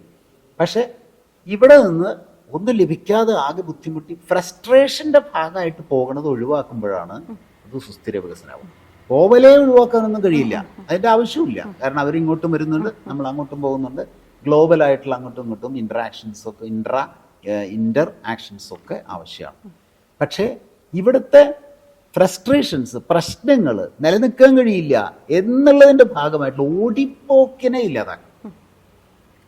അതില്ലാതാക്കാൻ ഈ സുസ്ഥിര വികസനത്തിലൂടെ കഴിയും. ഇപ്പോൾ നമ്മളിപ്പോൾ ഒരു ഉൽപ്പന്നം ഉണ്ടാക്കുകയാണ്, പഞ്ചായത്തിൽ ശ്രദ്ധിക്കേണ്ട ഒരു കാര്യം, ഞാൻ പറഞ്ഞു പ്രൊഡക്ഷൻ എന്ന് പറഞ്ഞാൽ നമ്മൾ ശ്രദ്ധിക്കേണ്ട കാര്യം, നമ്മുടെ ഡൊമസ്റ്റിക് മാർക്കറ്റിനെ ആശ്രയിച്ചുള്ള പ്രൊഡക്ഷനാണ് ഒന്നും നൽകേണ്ടത്. Domestic market. ഇപ്പോൾ നമ്മൾ പ്രാദേശിക, ഇപ്പോൾ ഇന്ത്യ എന്ന് പറഞ്ഞാൽ 146 കോടി ജനങ്ങളാണ്. ഇത്രയും വലിയ ഡൊമസ്റ്റിക് മാർക്കറ്റ് ലോകത്ത് എവിടെയെങ്കിലും ഉണ്ടാവും? ചൈനയിൽ ഇത് കഴിഞ്ഞാൽ തൊട്ടുണ്ടാവും. ഏറ്റവും വലിയ ആഭ്യന്തര മാർക്കറ്റ് എന്ന് പറയുന്നത് ഇന്ത്യയാണ്. പക്ഷേ ആ മാർക്കറ്റിനെ അല്ലാതെ താൽക്കാലികമായിട്ടുള്ള ഗ്ലോബൽ മാർക്കറ്റിനെ ആശ്രയിച്ച് പ്രൊഡക്ഷൻ തുടങ്ങിയാൽ ഫ്രസ്ട്രേഷൻസ് ഉണ്ടാവും. കാരണം ഗ്ലോബൽ മാർക്കറ്റിന് നമ്മുടെ പ്രൊഡക്ഷനെ കൺട്രോൾ ചെയ്യാൻ പറ്റും. ഉദാഹരണമായിട്ട് കൊക്കോന് ഒരു ഇൻ്റർനാഷണൽ മാർക്കറ്റ് ഉണ്ടായിരുന്ന കാലത്ത് ഇവിടെ എല്ലാം കൊക്കോ നട്ടു. ഇപ്പം എന്തായി? കൊക്കോ ഇല്ല. ഇൻ്റർനാഷണൽ മാർക്കറ്റിന് ലാഭത്തിന് വേണ്ടി നമ്മുടെ പ്രൊഡക്ഷനെ കൺട്രോൾ ചെയ്യാനും നശിപ്പിക്കാനും പറ്റും. പക്ഷേ നമ്മുടെ നാടിൻ്റെ മാർക്കറ്റ് അത് കൃത്യമായിട്ട് പഞ്ചായത്തുകൾ പഠിക്കണം. നമ്മുടെ നാടിൻ്റെ മാർക്കറ്റ് എന്താണ് അത് പഠിച്ചാൽ അതിനനുസരിച്ച് പ്രൊഡക്ഷൻ നടന്നാൽ സ്വാഭാവികമായിട്ട് അതിലേക്ക് ഇൻപുട്ടാവും. അതായത് ആ ഡിമാൻഡിലേക്കുള്ള ഇൻപുട്ടാവും. അതായത് ഡൊമസ്റ്റിക് ഡിമാൻഡിലേക്കുള്ള ഇൻപുട്ടായിട്ട് പ്രൊഡ്യൂസ് ചെയ്ത് കഴിഞ്ഞാൽ ആ പ്രൊഡക്ഷൻ നിലനിൽക്കും. കാരണം ഡൊമസ്റ്റിക് ഡിമാൻഡ് എന്നും ഉണ്ടാവും. അങ്ങനെയാണ് പുതുക്കാട് നിയോജകമണ്ഡലത്തിലെ കദളിപ്പഴത്തിൻ്റെ ഒരു പദ്ധതി ഉണ്ടായത്. ഗുരുവായൂർ അമ്പലത്തിൽ എന്നുള്ള ഡിമാൻഡാണ് കദളിപ്പഴത്തിന്. അപ്പോൾ ഡൊമസ്റ്റിക് ഡിമാൻഡിനെ ആശ്രയിച്ച് പ്രാദേശിക ഉൽപ്പാദനം വർദ്ധിച്ചു കഴിഞ്ഞാൽ, ഡൊമസ്റ്റിക് സങ്കല്പങ്ങൾ അനുസരിച്ച് വിദ്യാഭ്യാസത്തെ വളർത്തിയാൽ, ഡൊമസ്റ്റിക് ഡിമാൻഡ് അനുസരിച്ച്, നമ്മുടെ രാജ്യത്തിൻ്റെ ഡിമാൻഡ് അനുസരിച്ച് നമ്മുടെ വിദ്യാഭ്യാസത്തെ ട്യൂൺ ചെയ്താൽ നമ്മുടെ നാട്ടിലുള്ള തൊഴിലിന് ആവശ്യമുള്ളവർ ഇവിടെ ഉണ്ടാവും, ഇവിടെയുള്ളവർക്ക് തൊഴിലുണ്ടാവും, തിരിച്ചു അങ്ങോട്ട് പരസ്പര പൂരകമാണ്. അപ്പം ആ രീതിയിൽ അതാണ് നമ്മൾ പൊതുവിദ്യാഭ്യാസ സംരക്ഷണ യജ്ഞത്തിലൂടെയൊക്കെ നമ്മൾ വികസിപ്പിക്കാൻ ശ്രമിക്കുന്നത്. ഇതൊരു 10 കൊല്ലം കൊണ്ടൊന്നും തീരണതല്ല. എന്തിനാ പൊതുവിദ്യാഭ്യാസം ശക്തമാക്കണത്? പൊതുവിദ്യാഭ്യാസത്തിൽ എപ്പോഴും ഈ നാടിൻ്റെ സങ്കല്പങ്ങളും സംസ്കാരങ്ങളും ഉൾക്കൊണ്ടുകൊണ്ട വിദ്യാഭ്യാസമാണ്. അല്ലാത്ത വിദ്യാഭ്യാസം ഗ്ലോബൽ ആയിട്ടുള്ള പല ലക്ഷ്യങ്ങളും വെച്ചിട്ടുള്ള വിദ്യാഭ്യാസമാണ്. അപ്പോൾ പൊതുവിദ്യാഭ്യാസത്തെ ശക്തമാക്കുന്നത് സുസ്ഥിര വികസനത്തിൻ്റെ ഭാഗമാണ്. കാരണം നാടിനനുസരിച്ചുള്ള മനസ്സുകളെ വളർന്നു വരുന്നത്, നാടിൻ്റെ സംസ്കാരത്തിനനുസരിച്ച്, നാടിൻ്റെ ഉൽപ്പാദനത്തിനനുസരിച്ച്, സമ്പദ് വ്യവസ്ഥയ്ക്കനുസരിച്ച് അവർ വളർന്നു വരികയാണ്. അപ്പം അവർക്ക് ഈ സമ്പദ് വ്യവസ്ഥയോട് ചേർന്ന് നിൽക്കാൻ ഇഷ്ടമുണ്ടാവുക. വളർന്നു വരുന്ന മനസ്സ് തന്നെ വേറെ ഒരു സമ്പദ് വ്യവസ്ഥയാണ് ലക്ഷ്യമിടുന്നതെങ്കിൽ അവരിവിടെ നിൽക്കില്ല, അവർ പോകും. അപ്പോൾ നമ്മുടെ പൊതുവിദ്യാഭ്യാസം ശക്തമാക്കി നമ്മുടെ നാടിൻ്റെ താല്പര്യങ്ങൾ ഉൾക്കൊള്ളുന്ന മനസ്സുകളെ വളർത്തിയെടുത്താൽ അവരിവിടുത്തെ സാധ്യതകൾ ഉപയോഗിച്ച് ഇവിടെ നിന്ന് ഈ സമ്പദ് വ്യവസ്ഥയെ മെച്ചപ്പെടുത്താൻ നോക്കും. ഇതല്ല, സ്വപ്നലോകം തീർക്കുന്ന വിദ്യാഭ്യാസം വരുമ്പോൾ സ്വപ്നലോകത്തേക്ക് പോകാൻ ശ്രമിക്കും. അത് സ്വപ്നം തന്നെയാണെന്ന് ചിലപ്പോൾ കുറേ നാൾ കഴിയുമ്പോൾ മനസ്സിലാവുക, യാഥാർത്ഥ്യമല്ല എന്ന് മനസ്സിലാവും, തിരിച്ചു വരേണ്ടി വരും. അപ്പം ഇതിനെ 2-3 തരത്തിൽ കാണണം. പോകുന്നതിനെ ഒന്നും അന്ധമായിട്ട് എതിർക്കാൻ പാടില്ല. അത് ചിലപ്പോൾ വിദ്യാഭ്യാസവും തൊഴിലും ഒക്കെ കണ്ട് ഗ്ലോബൽ സാധ്യതയൊക്കെ കണ്ട് ഒരു ഗ്ലോബൽ പെർസ്പെക്റ്റീവിൽ അങ്ങനെ കാണാം. പക്ഷേ ഫ്രസ്ട്രേഷൻസ് കൊണ്ട് പോകുന്നത് ഒഴിവാക്കണം. അതുപോലെ ഇവിടെ നിൽക്കുന്നവർക്ക് ഇവിടെ ആവശ്യമുള്ള തൊഴിലും കാര്യങ്ങളും കിട്ടുക വേണം. ഇതൊക്കെ കിട്ടാൻ പഞ്ചായത്തുകളുടെ സുസ്ഥിര വികസനത്തിൻ്റെ സമഷ്ടിയിൽ കഴിയുമെന്നുള്ള കാര്യം ഉറപ്പാണ്, ഒരു സംശയം വേണ്ട. അത്രയും ഏറ്റവും കൂടുതൽ ജനസംഖ്യ ഉള്ള സംസ്ഥാനങ്ങളിലൊന്നാണ് കേരളം. ഡെൻസിറ്റി ഏറ്റവും കൂടുതലുള്ള സംസ്ഥാനങ്ങളിലൊന്നാണ് കേരളം. അപ്പോൾ ഇവിടുത്തെ ഡൊമസ്റ്റിക് ഡിമാൻഡ് ഒരു പക്ഷേ ഇത്ര ഏരിയയുള്ളൊരു സംസ്ഥാനത്തിനേക്കാൾ കൂടുതലായിരിക്കും. അതൊക്കെ പഠിക്കണം, കൃത്യമായിട്ട് പഠിക്കണം. പഞ്ചായത്തുകൾ ഡൊമസ്റ്റിക് ഡിമാൻഡ് എന്താണെന്ന് പഠിച്ചു കഴിഞ്ഞാൽ അതിൻ്റെ ബൾക്ക് എന്തായിരിക്കും എന്നറിയോ? ഏത് മേഖല എടുത്തോളൂ, ഒരു പഞ്ചായത്തിലെ ജനങ്ങളുടെ ഡിമാൻഡ് ഒന്ന് പഠിച്ചാൽ, അത് പഠിച്ചിട്ടൊരു പ്രൊഡക്ഷനിലേക്ക് പഞ്ചായത്ത് ഭരണസമിതി ഇറങ്ങിയാൽ ആ പഞ്ചായത്ത് അവരറിയാതെ തൃപ്തിയുള്ള മനസ്സിൻ്റെ ഒരു പഞ്ചായത്തായിട്ട് മാറും. അതിനെയാണ് വികസനം എന്ന് പറയുന്നത്. അവിടെയാണ് സുസ്ഥിര വികസനത്തിൻ്റെ യഥാർത്ഥ സാധ്യത കിടക്കുന്നത്. അത് പഞ്ചായത്തുകൾ എക്സ്പ്ലോർ ചെയ്താൽ തീർച്ചയായിട്ടും പഞ്ചായത്തുകൾ സസ്റ്റൈനബിൾ ആവും, പൊളിറ്റിക്കൽ സസ്റ്റൈനബിലിറ്റി ഉണ്ടാവും.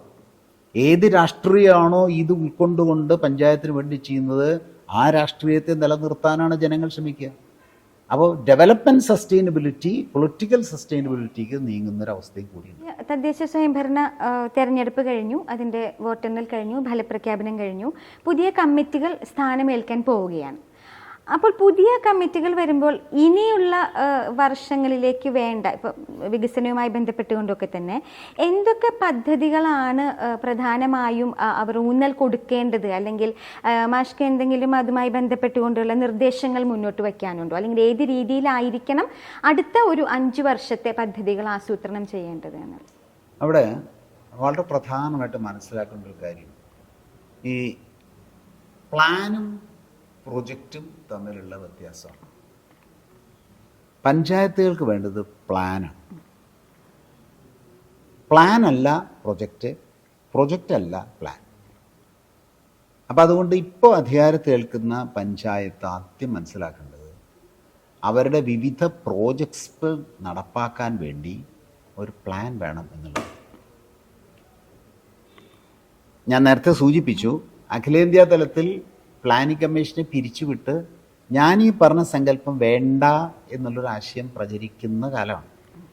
അതുകൊണ്ട് തീർച്ചയായിട്ടും അതല്ല ശരി, ദീർഘവീക്ഷണം വേണം എന്ന് ജനങ്ങളെ ബോധ്യപ്പെടുത്താൻ ഓരോ പഞ്ചായത്തും ദീർഘവീക്ഷണത്തോടെയുള്ള പ്ലാൻ തയ്യാറാക്കാൻ ശ്രമിക്കണം. ഇതാണ് ആദ്യം വേണ്ടത്, പ്രോജക്റ്റ് അല്ല ആദ്യം. പ്ലാൻ തയ്യാറാക്കാൻ ശ്രമിക്കുമ്പോൾ ആദ്യം വേണ്ടത് പഞ്ചായത്ത് എന്താണെന്ന് മനസ്സിലാക്കണം. ബേസ് ഡാറ്റ വേണം, വീക്ഷണം വേണം, ഡാറ്റ വേണം, രീതിശാസ്ത്രം വേണം. ഇനി അത് പ്ലാനിങ്ങിൻ്റെ മെത്തഡോളജിയാണ്, അത് ഞാനിപ്പോൾ സൂചിപ്പിക്കുന്നില്ല. എങ്ങനെയായാലും ഒരു പ്ലാൻ വേണം. അപ്പോൾ യഥാർത്ഥത്തിൽ ആദ്യം തന്നെ വേണ്ടത് പഞ്ചായത്തിനെ പഠിച്ച്, അതൊക്കെ പഞ്ചായത്തിലുണ്ട് ഇപ്പോൾ, അത് നീർത്തടാധിഷ്ഠിതമായ മാസ്റ്റർ പ്ലാൻ എന്നാണ് ഞാൻ പറയുക. ഓരോ പഞ്ചായത്തും നീർത്തടാധിഷ്ഠിതമായ മാസ്റ്റർ പ്ലാൻ തയ്യാറാക്കുന്നത് പദ്ധതികൾ തയ്യാറാക്കുന്നതിൻ്റെ മുന്നോടിയാണ്. അപ്പോൾ ഈ നീർത്തടാധിഷ്ഠിത മാസ്റ്റർ പ്ലാൻ തയ്യാറാക്കിയാൽ ഏത് പ്രോജക്റ്റ് ആദ്യം എടുക്കണം, ഏത് പ്രോജക്റ്റ് അവസാനത്തേക്ക് എടുക്കണം എന്ന് നമുക്ക് മനസ്സിലാക്കാൻ പറ്റും. മനസ്സിലായി? ഇപ്പോൾ ഒരു ഭാഗത്ത് വെള്ളം കിട്ടുന്നില്ല, സപ്പോസ്, അവിടെ എങ്ങനെ വെള്ളം ഉണ്ടാക്കാൻ നോക്കുക എന്നുള്ളതാണ് പ്രൊജക്റ്റ്. അവിടെ എന്തുകൊണ്ട് വെള്ളം ഉണ്ടായില്ല എന്നുള്ള പഠനം നടക്കുമ്പോൾ ചിലപ്പോൾ അതിൻ്റെ വളരെ മുകളിൽ ഒരു ഡാം ഇല്ലാത്തതോ ഒരു ചെക്ക് ഡാം ഇല്ലാത്തതോ അല്ലെങ്കിൽ മറ്റെന്തെങ്കിലും ഒരു കാരണമാവാം. അതുകൊണ്ട് ആ പ്രശ്നം പരിഹരിച്ചാൽ ഇവിടെ മാത്രമല്ല വെള്ളം കിട്ടാത്ത പല സ്ഥലത്തും വെള്ളം കിട്ടുന്ന അവസ്ഥയുണ്ടാകും. ഇതിനെയാണ് പ്ലാനിങ് എന്ന് പറയുക. മറ്റൊരു പ്രോജക്റ്റാണ്. ഇവിടെ വെള്ളമുണ്ടോ? ഇല്ല. അവിടെ വെള്ളം ഉണ്ടാവാൻ എന്താ വഴി എന്ന് പറഞ്ഞാൽ എന്തെങ്കിലും ചെയ്തു, അവിടെ തൽക്കാലം വെള്ളം കിട്ടും, പിന്നെ വെള്ളം കിട്ടാത്ത സ്ഥലങ്ങൾ കുറേ ഉണ്ടാവും, കുറച്ച് നാൾ മുമ്പ് അവിടെ വെള്ളം കിട്ടാണ്ടാവും. അതുകൊണ്ട് ഒരു വിഷയത്തിൻ്റെ കാരണം എന്താ, ഒരു പ്രശ്നത്തിൻ്റെ കുറച്ചും കൂടി ശരിയതാണ്, ഒരു പ്രശ്നത്തിൻ്റെ കാരണം എന്താ, ആ കാരണം ഇല്ലാതാക്കാനുള്ള സോഴ്സ് എന്തൊക്കെയാണ്, ഇത് പഠിച്ച് മാപ്പ് ചെയ്താൽ വളരെ ഈസി ആയിട്ട് ബഹുഭൂരിപക്ഷം പ്രശ്നങ്ങളും പഞ്ചായത്തിൻ്റെ പരിഹരിക്കാം. പഞ്ചായത്ത് ഭരണസമിതി ഉദ്യോഗസ്ഥരോടൊപ്പം ഇരുന്ന് പ്ലാൻ തയ്യാറാക്കാൻ അധികാരമേറ്റതിൻ്റെ പിറ്റേ ദിവസം ശ്രമിച്ചാൽ എനിക്ക് ഉറപ്പുണ്ട് ആ പഞ്ചായത്തിൻ്റെ പ്രശ്നങ്ങൾ ബഹുഭൂരിപക്ഷം 5 കൊല്ലം കൊണ്ട് തീർക്കാൻ പറ്റും. ഇതാണ് വേണ്ടത്. അങ്ങനെ ചെയ്യുമ്പോൾ ഈ ചോദ്യത്തിൽ വളരെ പ്രസക്തമായ ഒരു കാര്യം ഇൻ്റഗ്രേഷൻ എന്ന് പറയുന്ന പ്രൊജക്റ്റിലേക്ക് ഞാൻ വരണേയില്ല. ഇൻ്റഗ്രേഷൻ എന്നുള്ള ഉദ്ഗ്രഥനം എന്നൊരാശയമുണ്ട്. അതായത് നമുക്കിപ്പോൾ ഇറിഗേഷൻ ഡിപ്പാർട്ട്മെൻറ്റ്, കൃഷി, ഇങ്ങനെ പല ഡിപ്പാർട്ട്മെൻറ്റുകൾ, വൈദ്യുതി, ഇത് 3 ഡിപ്പാർട്ട്മെൻറ്റ്. ഈ 3 ഡിപ്പാർട്ട്മെൻറ്റുക്കും കുറേ പ്രോജക്ട്സ് ഉണ്ട്. ആ പ്രോജക്ട്സ് ആ ലൈൻ ഡിപ്പാർട്ട്മെൻറ്റ് വഴി ചിലപ്പോൾ പഞ്ചായത്ത് വഴിയോ നടപ്പിലാക്കും. ഇതിന് പണമുണ്ട്. യഥാർത്ഥത്തിൽ ഈ 3 ഫിനാൻസ് സോഴ്സുകളെയും ഇൻ്റഗ്രേറ്റ് ചെയ്താൽ ഇതെല്ലാം ചെന്ന് ചേരണത് ഭൂമിയിലേക്കാണ്. വെള്ളം ഭൂമിയിലാണ്, കൃഷി ഭൂമിയിലാണ് നടക്കുക. ഇതിനാവശ്യമായ വെള്ളം എത്തിക്കാറുള്ളതാണ് കറണ്ട്, വൈദ്യുതി. അപ്പം ഇതെല്ലാം ഇൻ്റഗ്രേറ്റ് ചെയ്താൽ ഈ വിഭവ സ്രോതസ് വളരെയധികം വർദ്ധിക്കും. ഒരു പ്രോജക്റ്റിന് ആവശ്യമായ വിഭവ സ്രോതസ് വർദ്ധിപ്പിച്ചാൽ ആ പ്രോജക്റ്റ് നമ്മൾ ഉദ്ദേശിച്ചേക്കാൾ ഭംഗിയായിട്ട് നടപ്പാക്കാം. അത് ഇപ്പോഴത്തെ നമ്മുടെ ലൈൻ ഡിപ്പാർട്ട്മെൻറ്റ് പ്രോസസ്സിൽ ഇല്ല. സംസ്ഥാന തലത്തിൽ പറ്റില്ല, കാരണം ഡിപ്പാർട്ട്മെൻറ്റ് വൈസാണ് പ്രോജക്റ്റ്. പക്ഷേ ഈ ഡിപ്പാർട്ട്മെൻറ്റ് വൈസ് പ്രോജക്റ്റ് പഞ്ചായത്തിലെത്തുമ്പോൾ ഒരു ഫണൽ ഇങ്ങനെ വെച്ചാൽ എന്താ ഉണ്ടാവുക, ഒരു ഫണൽ ഇങ്ങനെ വെച്ചാൽ എവിടെ വെള്ളം ഒഴിച്ചാലും ആ വെള്ളം മുഴുവൻ ഈ ടെയിൽ എൻഡിൽ വരും.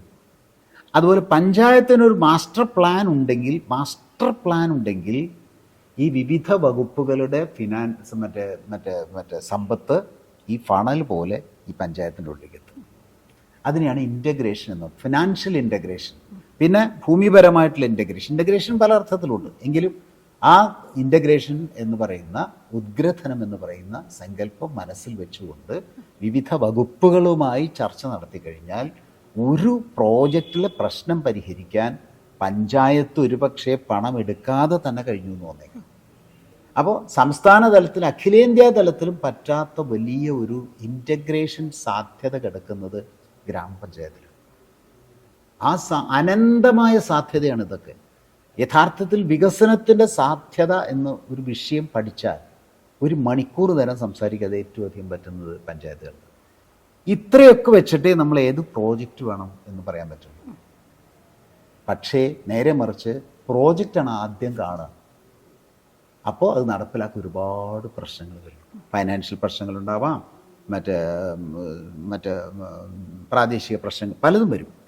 അപ്പം അതുകൊണ്ട് പ്രോജക്റ്റ് എന്ന ആശയം ഇവിടെ ചോദിച്ചു എന്നുള്ളതുകൊണ്ട് പ്രോജക്റ്റ് എന്നുള്ള ആശയം വയ്ക്കുമ്പോൾ പ്ലാൻ, ഇൻ്റഗ്രേഷൻ എന്നുള്ള 2 സങ്കല്പങ്ങളെങ്കിലും അത്, പിന്നെയും സയൻറ്റിഫിക്കായിട്ട് കുറേ പറയാനുണ്ട്, അത് ചേർത്ത് വെച്ചാൽ പ്രോജക്റ്റ് വളരെ എഫിഷ്യൻ്റായിട്ട് സർഗാത്മകമായിട്ട് തന്നെ നമുക്ക് നടപ്പിലാക്കാൻ സാധിക്കും.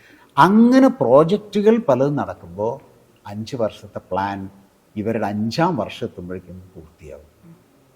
അതായത് പ്രശ്നങ്ങൾ പരിഹരിക്കപ്പെടുന്ന ഒരു പഞ്ചായത്തായിട്ട് മാറും. അവിടെ നമ്മൾ നേരത്തെ പറഞ്ഞ സ്വസ്ഥത എന്ന് പറഞ്ഞ ആശയം ഇതിൻ്റെ ഉള്ളിൽ വരുന്നത് തന്നെയാണ്. വായനശാലകളുണ്ട് ഇല്ലേ, ഇഷ്ടം പോലെ വായനശാലകൾ. സഹകരണ ബാങ്കുകളുണ്ട്, ഇഷ്ടം പോലെ സഹകരണ ബാങ്കുകൾ. ഇത് ഓരോ വഴിക്കല്ലേ പ്രവർത്തിക്കുന്നത്. സഹകരണ ബാങ്ക് കുറിയും പിന്നെ ലോൺ കൊടുക്കലും കേട്ട് അങ്ങനെ പോകുന്നു. വായനശാല വേറൊരു വഴിക്ക് പോകുന്നു. പഞ്ചായത്ത് ഇതെല്ലാം നിയന്ത്രിക്കുന്നുണ്ട് എന്ന് പറയുന്നുണ്ടെങ്കിലും ആ ഒരു ഇൻ്റഗ്രേഷനിലേക്ക് വരുന്നില്ല. ഇത് 3 ഇൻ്റഗ്രേറ്റ് ചെയ്ത് നോക്കൂ. പഞ്ചായത്തും സഹകരണ പ്രസ്ഥാനവും വായനശാലയും ഒന്ന് ഇൻ്റഗ്രേറ്റ് ചെയ്താൽ ഫിനാൻഷ്യൽ സോഴ്സ് ഇഷ്ടം പോലെ കിടക്കുന്നത് പിന്നെ സഹകരണ ബാങ്കുകൾ. പഞ്ചായത്തിനോ സമ്പത്തുമുണ്ട്, അധികാരമുണ്ട്. സാംസ്കാരിക ഇതെന്ന് പറയുന്നത് വായനശാലകളാണ്. ഇത് 3 ഒരു ഇൻ്റഗ്രേറ്റ് ചെയ്തിട്ട് ഒരു പ്ലാൻ ഉണ്ടാക്കി നോക്കും. ആ പ്ലാൻ പഞ്ചായത്തിൻ്റെ സാംസ്കാരിക വികസന ലക്ഷ്യമിട്ട പ്ലാനാവണം. പഞ്ചായത്ത് ഒരു മതനിരപേക്ഷ പഞ്ചായത്താവണം എന്നുള്ള പ്ലാൻ വെച്ചാൽ അവിടെ 3 ഘടകങ്ങൾ, ഈ സഹകരണ ബാങ്കും പിന്നെ വായനശാലയും ഗ്രാമപഞ്ചായത്തുമാണ്. ഇത് അങ്ങനെ ഒരു ഇത് വളരെ അപൂർവമായിട്ട് നമ്മുടെ പഞ്ചായത്തുകൾ ചെയ്തിട്ടുണ്ട്. അപ്പം അങ്ങനെ വികസനത്തിൻ്റെ സൂക്ഷ്മതലങ്ങളിലേക്ക് ഇനിയും ഗ്രാമത്തിന് കടക്കാനുണ്ട്. സ്വാഭാവികമാണ്, കാരണം ഇത്രയും കാലം കൊണ്ട് എല്ലാ തലത്തിലേക്കും എത്താൻ കഴിയില്ല. പരമാവധി നമ്മൾ വളർന്നിട്ടുണ്ട്. ഇന്ത്യയിൽ വെച്ച് നോക്കുമ്പോൾ റിലേറ്റീവായിട്ട് ഏറ്റവും കൂടുതൽ വളർന്നത് കേരളമാണെങ്കിലും ഇനിയും അതിൻ്റെ മാതൃക എന്ന രീതിയിൽ പോകാൻ കേരളത്തിനുണ്ട്. അതിൻ്റെ ചില പോയിന്റ്സാണ് ഞാൻ പറഞ്ഞത്. നമുക്ക് ഒരുപക്ഷെ ഈ ചർച്ചയുടെ ഒരു അവസാന ഘട്ടത്തിൽ നമുക്ക് പ്രധാനമായും ചോദിക്കാനുള്ളത്, നമുക്ക് നഷ്ടപ്പെട്ടുകൊണ്ടിരിക്കുന്ന അല്ലെങ്കിൽ എന്നാൽ ഏറ്റവും അനിവാര്യമായ ഒന്നാണ് പൊതു ഇടങ്ങൾ. നമ്മൾ പബ്ലിക് സ്പിയർ എന്നൊക്കെ പറഞ്ഞ ഒരു സങ്കല്പം തന്നെയുണ്ട്. പക്ഷേ ഇന്ന് നമ്മൾ അത്തരം ആദ്യം ഈ വായനശാലകളാവാം, ആർട്സ് ആൻഡ് സ്പോർട്സ് ക്ലബ്ബുകളാവാം, നാട്ടിൻപുറത്തെ ചായക്കടകളായിരിക്കാം, ഇത്തരത്തിലുള്ള ഒരുപാട് പൊതു ഇടങ്ങളിൽ ആളുകൾ തമ്മിൽ ഇടപഴകാനും അവർ തമ്മിൽ സംവദിക്കാനും വിവിധ വിഷയങ്ങളെക്കുറിച്ചുള്ള സംവാദങ്ങളും എല്ലാം നടന്നിരുന്നു. ഇന്ന് ഒരുപക്ഷെ അതിനുവേണ്ടി ഒരു ഔദ്യോഗികമായ ഒരു സാഹചര്യം തന്നെ നമുക്കുണ്ട്. അതാണ് ഒരുപക്ഷെ പ്രത്യക്ഷ ജനാധിപത്യത്തിൻ്റെ തന്നെ ഒരു അടയാളമായിട്ടുള്ള ഗ്രാമസഭകൾ. പക്ഷേ ഇന്ന് നമ്മൾ പരിശോധിക്കുകയാണെങ്കിൽ ഈ ഗ്രാമസഭകളിൽ പോലും ജനപങ്കാളിത്തം വളരെയധികം കുറഞ്ഞു വരുന്നതാണ് കാണുന്നത്. അതല്ലാത്ത പൊതുവിടങ്ങൾ അതിനേക്കാളും ശുഷ്കിച്ചുകൊണ്ടിരിക്കുന്ന ഒരു അവസ്ഥയിലാണ്. എല്ലാവരും അവനവനിലേക്ക് ചുരുങ്ങിപ്പോകുന്നത് കൊണ്ടോ അല്ലെങ്കിൽ അത്തരമൊരു അവസ്ഥ നിലവിലുണ്ടോ? പ്രധാനമായും യുവതലമുറ, നമ്മൾ നേരത്തെ അതിനെക്കുറിച്ച് സംസാരിച്ചു കഴിഞ്ഞു. അപ്പോൾ ഈ ഒരുപക്ഷെ ജനങ്ങൾക്കിടയിൽ ഒരു അരാഷ്ട്രീയ ബോധമോ അല്ലെങ്കിൽ കൂടുതൽ തങ്ങളിലേക്ക് തന്നെ ചുരുങ്ങുന്ന രീതിയിലുള്ള ഒരു പ്രവണതയോ നമ്മളിപ്പോൾ കണ്ടുവരുന്നു. ഇതിനെല്ലാം നമ്മൾ ഒന്നിച്ച് പരിഗണിക്കേണ്ട ഒരു വിഷയങ്ങളാണെന്ന് തോന്നുന്നു. കാരണം ഈ ഗ്രാമസഭകളിലെ കുറഞ്ഞു വരുന്ന പങ്കാളിത്തവും ഒപ്പം തന്നെ ഈ ഉയർന്നു വരുന്നുകൊണ്ടിരിക്കുന്ന അരാഷ്ട്രീയ ബോധമോ അല്ലെങ്കിൽ കൂടുതൽ തങ്ങളിലേക്ക് തന്നെ ചുരുങ്ങുന്ന ഒരു പ്രവണതയോ ഒക്കെ തന്നെ. ഇത്തരം ഒരു വിഷയത്തിനെ മാഷ് എങ്ങനെയാണ് കാണുന്നത്? അല്ലെങ്കിൽ ഏത് രീതിയിൽ നമുക്ക് ഇതിനെ ഒന്ന് മാറ്റിയെടുക്കാൻ കഴിയും? അല്ലെങ്കിൽ നമുക്ക് നഷ്ടപ്പെട്ട പൊതു ഇടങ്ങളെ എങ്ങനെ നമുക്ക് തിരിച്ചു പിടിക്കാം? തീർച്ചയായിട്ടും വളരെ ഇന്നത്തെ ഇന്ത്യൻ കോണ്ടെക്സ്റ്റിൽ വളരെ പ്രധാനപ്പെട്ട ചോദ്യമാണ്. അതായത് നമ്മുടെ രാജ്യത്ത് അയുക്തികതയും അതുപോലെ തന്നെ അരാഷ്ട്രീയതയും വളർന്നു വരികയാണ്. ഇന്ത്യ നേരിടുന്ന ഏറ്റവും വലിയ വെല്ലുവിളി അതാണ്. യുക്തിപൂർവമായ ചിന്ത അത് ഇല്ലാതാവുകയും വൈകാരികമായ ചിന്തയിലേക്ക് നമ്മൾ മാറുകയും ചെയ്യുന്നുണ്ടോ എന്ന് ഭയപ്പെടേണ്ട ഒരു കാലഘട്ടം. അതുപോലെ രാഷ്ട്രീയ ചിന്തകൾ, രാഷ്ട്രത്തെക്കുറിച്ചുള്ള, രാഷ്ട്രത്തിൻ്റെ അവസ്ഥയെക്കുറിച്ചുള്ള യഥാർത്ഥ ചിന്തകൾ ഇല്ലാതെ അരാഷ്ട്രീയമായ ചിന്തകൾ, അതുകൊണ്ട് പലപ്പോഴും പല രാഷ്ട്രീയത്തെയും പൂർണ്ണമായും മനസ്സിലാക്കാത്ത ഒരു പ്രശ്നം പോലും വരുന്നുണ്ട്. അങ്ങനെ ജനാധിപത്യത്തിൻ്റെ രാഷ്ട്രീയ മൂല്യങ്ങൾ മാഞ്ഞു പോയിക്കൊണ്ടിരിക്കുന്ന ഒരു കാലഘട്ടത്തിലാണ് നമ്മൾ ജീവിക്കുന്നത്. അതാണ് ഫാസിസവും അതുപോലെ തന്നെ വർഗീയതയൊക്കെ വളർന്നു വരാനുള്ള കാര്യം. അപ്പോൾ ജനാധിപത്യ മൂല്യങ്ങൾ മറഞ്ഞുകൊണ്ടിരിക്കുന്ന ഒരു കാലഘട്ടത്തിൽ ജനാധിപത്യ മൂല്യങ്ങളെ പുനഃസൃഷ്ടിക്കുക എന്നുള്ളതാണ് വിപ്ലവം എന്ന് പറയുന്നത് ഇപ്പോഴത്തെ താൽക്കാലികമായി. അപ്പോൾ അത് യഥാർത്ഥത്തിൽ നടക്കേണ്ട ഒരു സ്ഥലമാണ് ഈ ഗ്രാമസഭ എന്ന് പറയുന്നത്. അപ്പോൾ ഗ്രാമസഭയിൽ ഞാൻ നേരത്തെ പറഞ്ഞൊരു വാക്ക് ആസൂത്രണം എന്ന് വാക്ക്. ഈ ആസൂത്രണം നടക്കേണ്ടത് യഥാർത്ഥത്തിൽ ഗ്രാമസഭയിലാണ്. ആസൂത്രണം എന്നത് വിദഗ്ധർക്ക് നടത്താവുന്ന ഒന്നാണ് എന്ന് തെറ്റിദ്ധരിച്ചിരുന്ന ഒരു കാലഘട്ടം ഉണ്ടായിരുന്നു. അതല്ല എന്ന് പഠിപ്പിച്ചത് കേരളമാണ്. അത് ആസൂത്രണ വികേന്ദ്രീകരണത്തിലൂടെയാണ്. ആസൂത്രണം വികേന്ദ്രീകരിക്കുമ്പോൾ ജനങ്ങൾ ആസൂത്രണം ചെയ്യും എന്ന സങ്കല്പമാണ് വികസിപ്പിച്ചത്.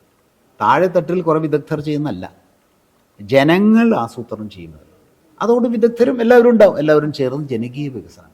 ആ ജനകീയ വികസനത്തിൻ്റെ തലം എന്ന് പറയുന്നത് ഗ്രാമസഭയാണ്. ആ അർത്ഥത്തിൽ ഗ്രാമസഭയെ പുനഃസൃഷ്ടിക്കണം. അതായത് സുതാര്യതയുടെ ഏറ്റവും പ്രധാനപ്പെട്ട കേന്ദ്രമാകണം ഗ്രാമസഭ. ആസൂത്രണത്തിൻ്റെ എല്ലാം ഗ്രാമസഭയിലാവണം. ഗ്രാമസഭ സർഗാത്മക ജനാധിപത്യത്തിൻ്റെ ബിംബമാവും. തീർച്ചയായിട്ടും ആ ഗ്രാമസഭയുടെ വികാസമാണ് ജനാധിപത്യത്തെ കൂടുതൽ ജനകീയമാക്കുന്നത്. ഞാൻ നേരത്തെ സൂചിപ്പിച്ച അധികാര വികേന്ദ്രീകരണം എന്നത് സർഗാത്മക ജനാധിപത്യത്തിൻ്റെ അടയാളമാണ്, അല്ലെങ്കിൽ ഭരണകൂടത്തിൻ്റെ ജനാധിപത്യവൽക്കരണമാണ്. അപ്പോൾ ആസൂത്രണത്തിൽ ജനങ്ങൾക്ക് നേരിട്ട് പങ്കാളിയാവാൻ പറ്റുന്ന സ്ഥലം പഞ്ചായത്ത് മാത്രമേ ഉള്ളൂ. ഇപ്പം നിയമസഭയിലാണെങ്കിൽ MLA മാത്രമേ ഉള്ളൂ, ലോക്സഭയിലാണെങ്കിൽ MP മാത്രമേ ഉള്ളൂ. ഇവിടെ ഗ്രാമസഭയിൽ ജനങ്ങൾ, അതായത് പഞ്ചായത്ത് മെമ്പർമാരും ജനങ്ങളും ചേർന്നാണ്. അപ്പോൾ അങ്ങനെ ഒരു ഇടം എന്നത് ആസൂത്രണത്തിൻ്റെ ഏറ്റവും നൈസർഗികമായ ഭാവങ്ങളെ ഉണർത്താനുള്ള ഇടങ്ങളാണ്. ആ ഇടങ്ങളെയാണ് നമ്മൾ വികസിപ്പിച്ചെടുക്കേണ്ടത്. അതാണ് യഥാർത്ഥത്തിൽ അധികാര വികേന്ദ്രീകരണത്തിൻ്റെ എല്ലാ മനോഹാരിതയും വികസിപ്പിച്ചെടുക്കുന്നത്. സൗന്ദര്യം അവിടെ കിടക്കുന്നത്. ഗ്രാമസഭയുടെ ജനകീയതയിലാണ് അധികാര വികേന്ദ്രീകരണത്തിൻ്റെ സർഗസൗന്ദര്യം കിടക്കുന്നത്. ഒരു സംശയവുമില്ല. അങ്ങനെ വളരുന്നത് നേരത്തെ സൂചിപ്പിച്ച പൊതു ഇടവികാസം തന്നെയാണ്. നേരത്തെ പറഞ്ഞ അയുക്തികതയും അതുപോലെ തന്നെ അരാഷ്ട്രീയതയും വളരുമ്പോൾ മനസ്സിലെ പൊതു ഇടങ്ങൾ കുറയുകയാണ്. പൊതു ഇടങ്ങൾ കുറയുമ്പോൾ ഉണ്ടാകുന്ന മനസ്സിലെ ശൂന്യതയിലേക്കാണ് മൗലിക ചിന്തകൾ കടന്നു വരുന്നത്. അങ്ങനെയാണ് അരാഷ്ട്രീയ ചിന്തയും വർഗീയ ചിന്തയൊക്കെ വരുന്നത്. അതിനെ ഇല്ലാതാക്കാനുള്ള വഴി മനസ്സിൻ്റെ പൊതു ഇടങ്ങളെ പുനഃസൃഷ്ടിക്കുകയാണ്. മനസ്സിൽ വാക്വം ഇല്ലാതെ മനസ്സിൽ നിറയെ മനുഷ്യരും ഈ പ്രകൃതിയും ഈ ആവാസ വ്യവസ്ഥയും അതിൻ്റെ സമത്വഭാവങ്ങളും ഒക്കെ ഉണ്ടാവണം. അതാണ് പൊതു ഇടങ്ങളുള്ള മനസ്സ്. അവിടെ അഥവാ ചിന്ത വരില്ല, ഉറപ്പാണ്. അപ്പം അതുകൊണ്ട് പൊതു ഇടങ്ങളുടെ മനസ്സിലെ പൊതു ഇടങ്ങളെ ഇല്ലാതാക്കാൻ നടത്തുന്ന രാഷ്ട്രീയം ഇന്ന് ഇന്ത്യ മുഴുവൻ നിൽക്കേണ്ടതെന്ന് മനസ്സിലാക്കിക്കൊണ്ട് മനസ്സിൻ്റെ പൊതു ഇടങ്ങളെ വികസിപ്പിക്കാൻ മനസ്സുകൾ കൂടിച്ചേരുന്ന പൊതു ഇടങ്ങൾ വളരണം. വായനശാലകൾ, ഗ്രാമസഭ മാത്രമല്ല, ഞാൻ നേരത്തെ സൂചിപ്പിച്ചു, വായനശാലയുടെ ഏറ്റവും വലിയ ലക്ഷ്യം പൊതു ഇടങ്ങൾ സൃഷ്ടിക്കുകയാണ്. പൊതു വിദ്യാഭ്യാസ സംരക്ഷണ യജ്ഞം ചെയ്തത് പൊതു ഇടങ്ങളെ വികസിപ്പിക്കലാണ്. അത് വായനശാലകളിലേക്ക് ആണ് ഇപ്പോൾ അത് കുറെ കൂടി മാറ്റിക്കൊണ്ടിരിക്കുന്നത്. അപ്പോൾ വായനശാല, അപ്പം അങ്ങനെ പൊതുവിട സൃഷ്ടി എന്നത് ജനാധിപത്യ സങ്കല്പത്തിൻ്റെ അടിത്തറയാണ്, മനസ്സിൻ്റെ വികാസത്തിൻ്റെ ലക്ഷണമാണ്. അതുകൊണ്ട് പൊതുവിട സൃഷ്ടി തന്നെയാണ് മതനിരപേക്ഷ സങ്കല്പം വളർത്തി മാനവികതയെ ഉണർത്തുവാനും വളർത്തുവാനും വികസിപ്പിക്കുവാനുള്ള വഴി. അത് വളർത്തുമ്പോഴാണ് യഥാർത്ഥത്തിൽ പ്രാദേശിക വികസനം അർത്ഥപൂർണമാകും. നമ്മളിന്ന് മാഷോടുള്ള ആ ഒരു സംവാദം എന്ന് പറഞ്ഞാൽ ഒരുപക്ഷെ കവിത പോലെ മനോഹരമായ കുറച്ച് നിമിഷങ്ങൾ എന്തൊക്കെ നമുക്ക് വേണമെങ്കിൽ വിശേഷിപ്പിക്കാം. കാരണം അത്രയും ഗഹനമായ കാര്യങ്ങൾ അത്രയും ലളിതമായി ഏറെ ആസ്വാദ്യകരമായി മാഷ് സംസാരിച്ചു. പക്ഷേ ഇത് മഞ്ഞുമലയുടെ ഒരു അറ്റം മാത്രമേ ആവുന്നുള്ളൂ. കാരണം മാഷിൽ നിന്ന് ഏറെ അറിയാനും മനസ്സിലാക്കാനും എല്ലാം ഇവിടെ ബാക്കിയാവുകയാണ്. പക്ഷെ നമ്മൾ സമയത്തിൻ്റെ ഒരു പരിമിതിയും എല്ലാം വെച്ചുകൊണ്ടാണ് താൽക്കാലികമായി നമ്മൾ ഈ ഒരു സംവാദം ഇവിടെ അവസാനിപ്പിക്കുന്നത്. തീർച്ചയായും മാഷോട് ഒട്ട് കൂടുതൽ ചർച്ചകൾക്കും സംവാദങ്ങൾക്കുമുള്ള ഒരു സാഹചര്യം ഉണ്ടാവട്ടെ എന്നുള്ള പ്രത്യാശയോടുകൂടി നമ്മൾ ഇന്നത്തെ ഈ ഒരു ലക്കം സമാപിക്കുകയാണ്. നന്ദി.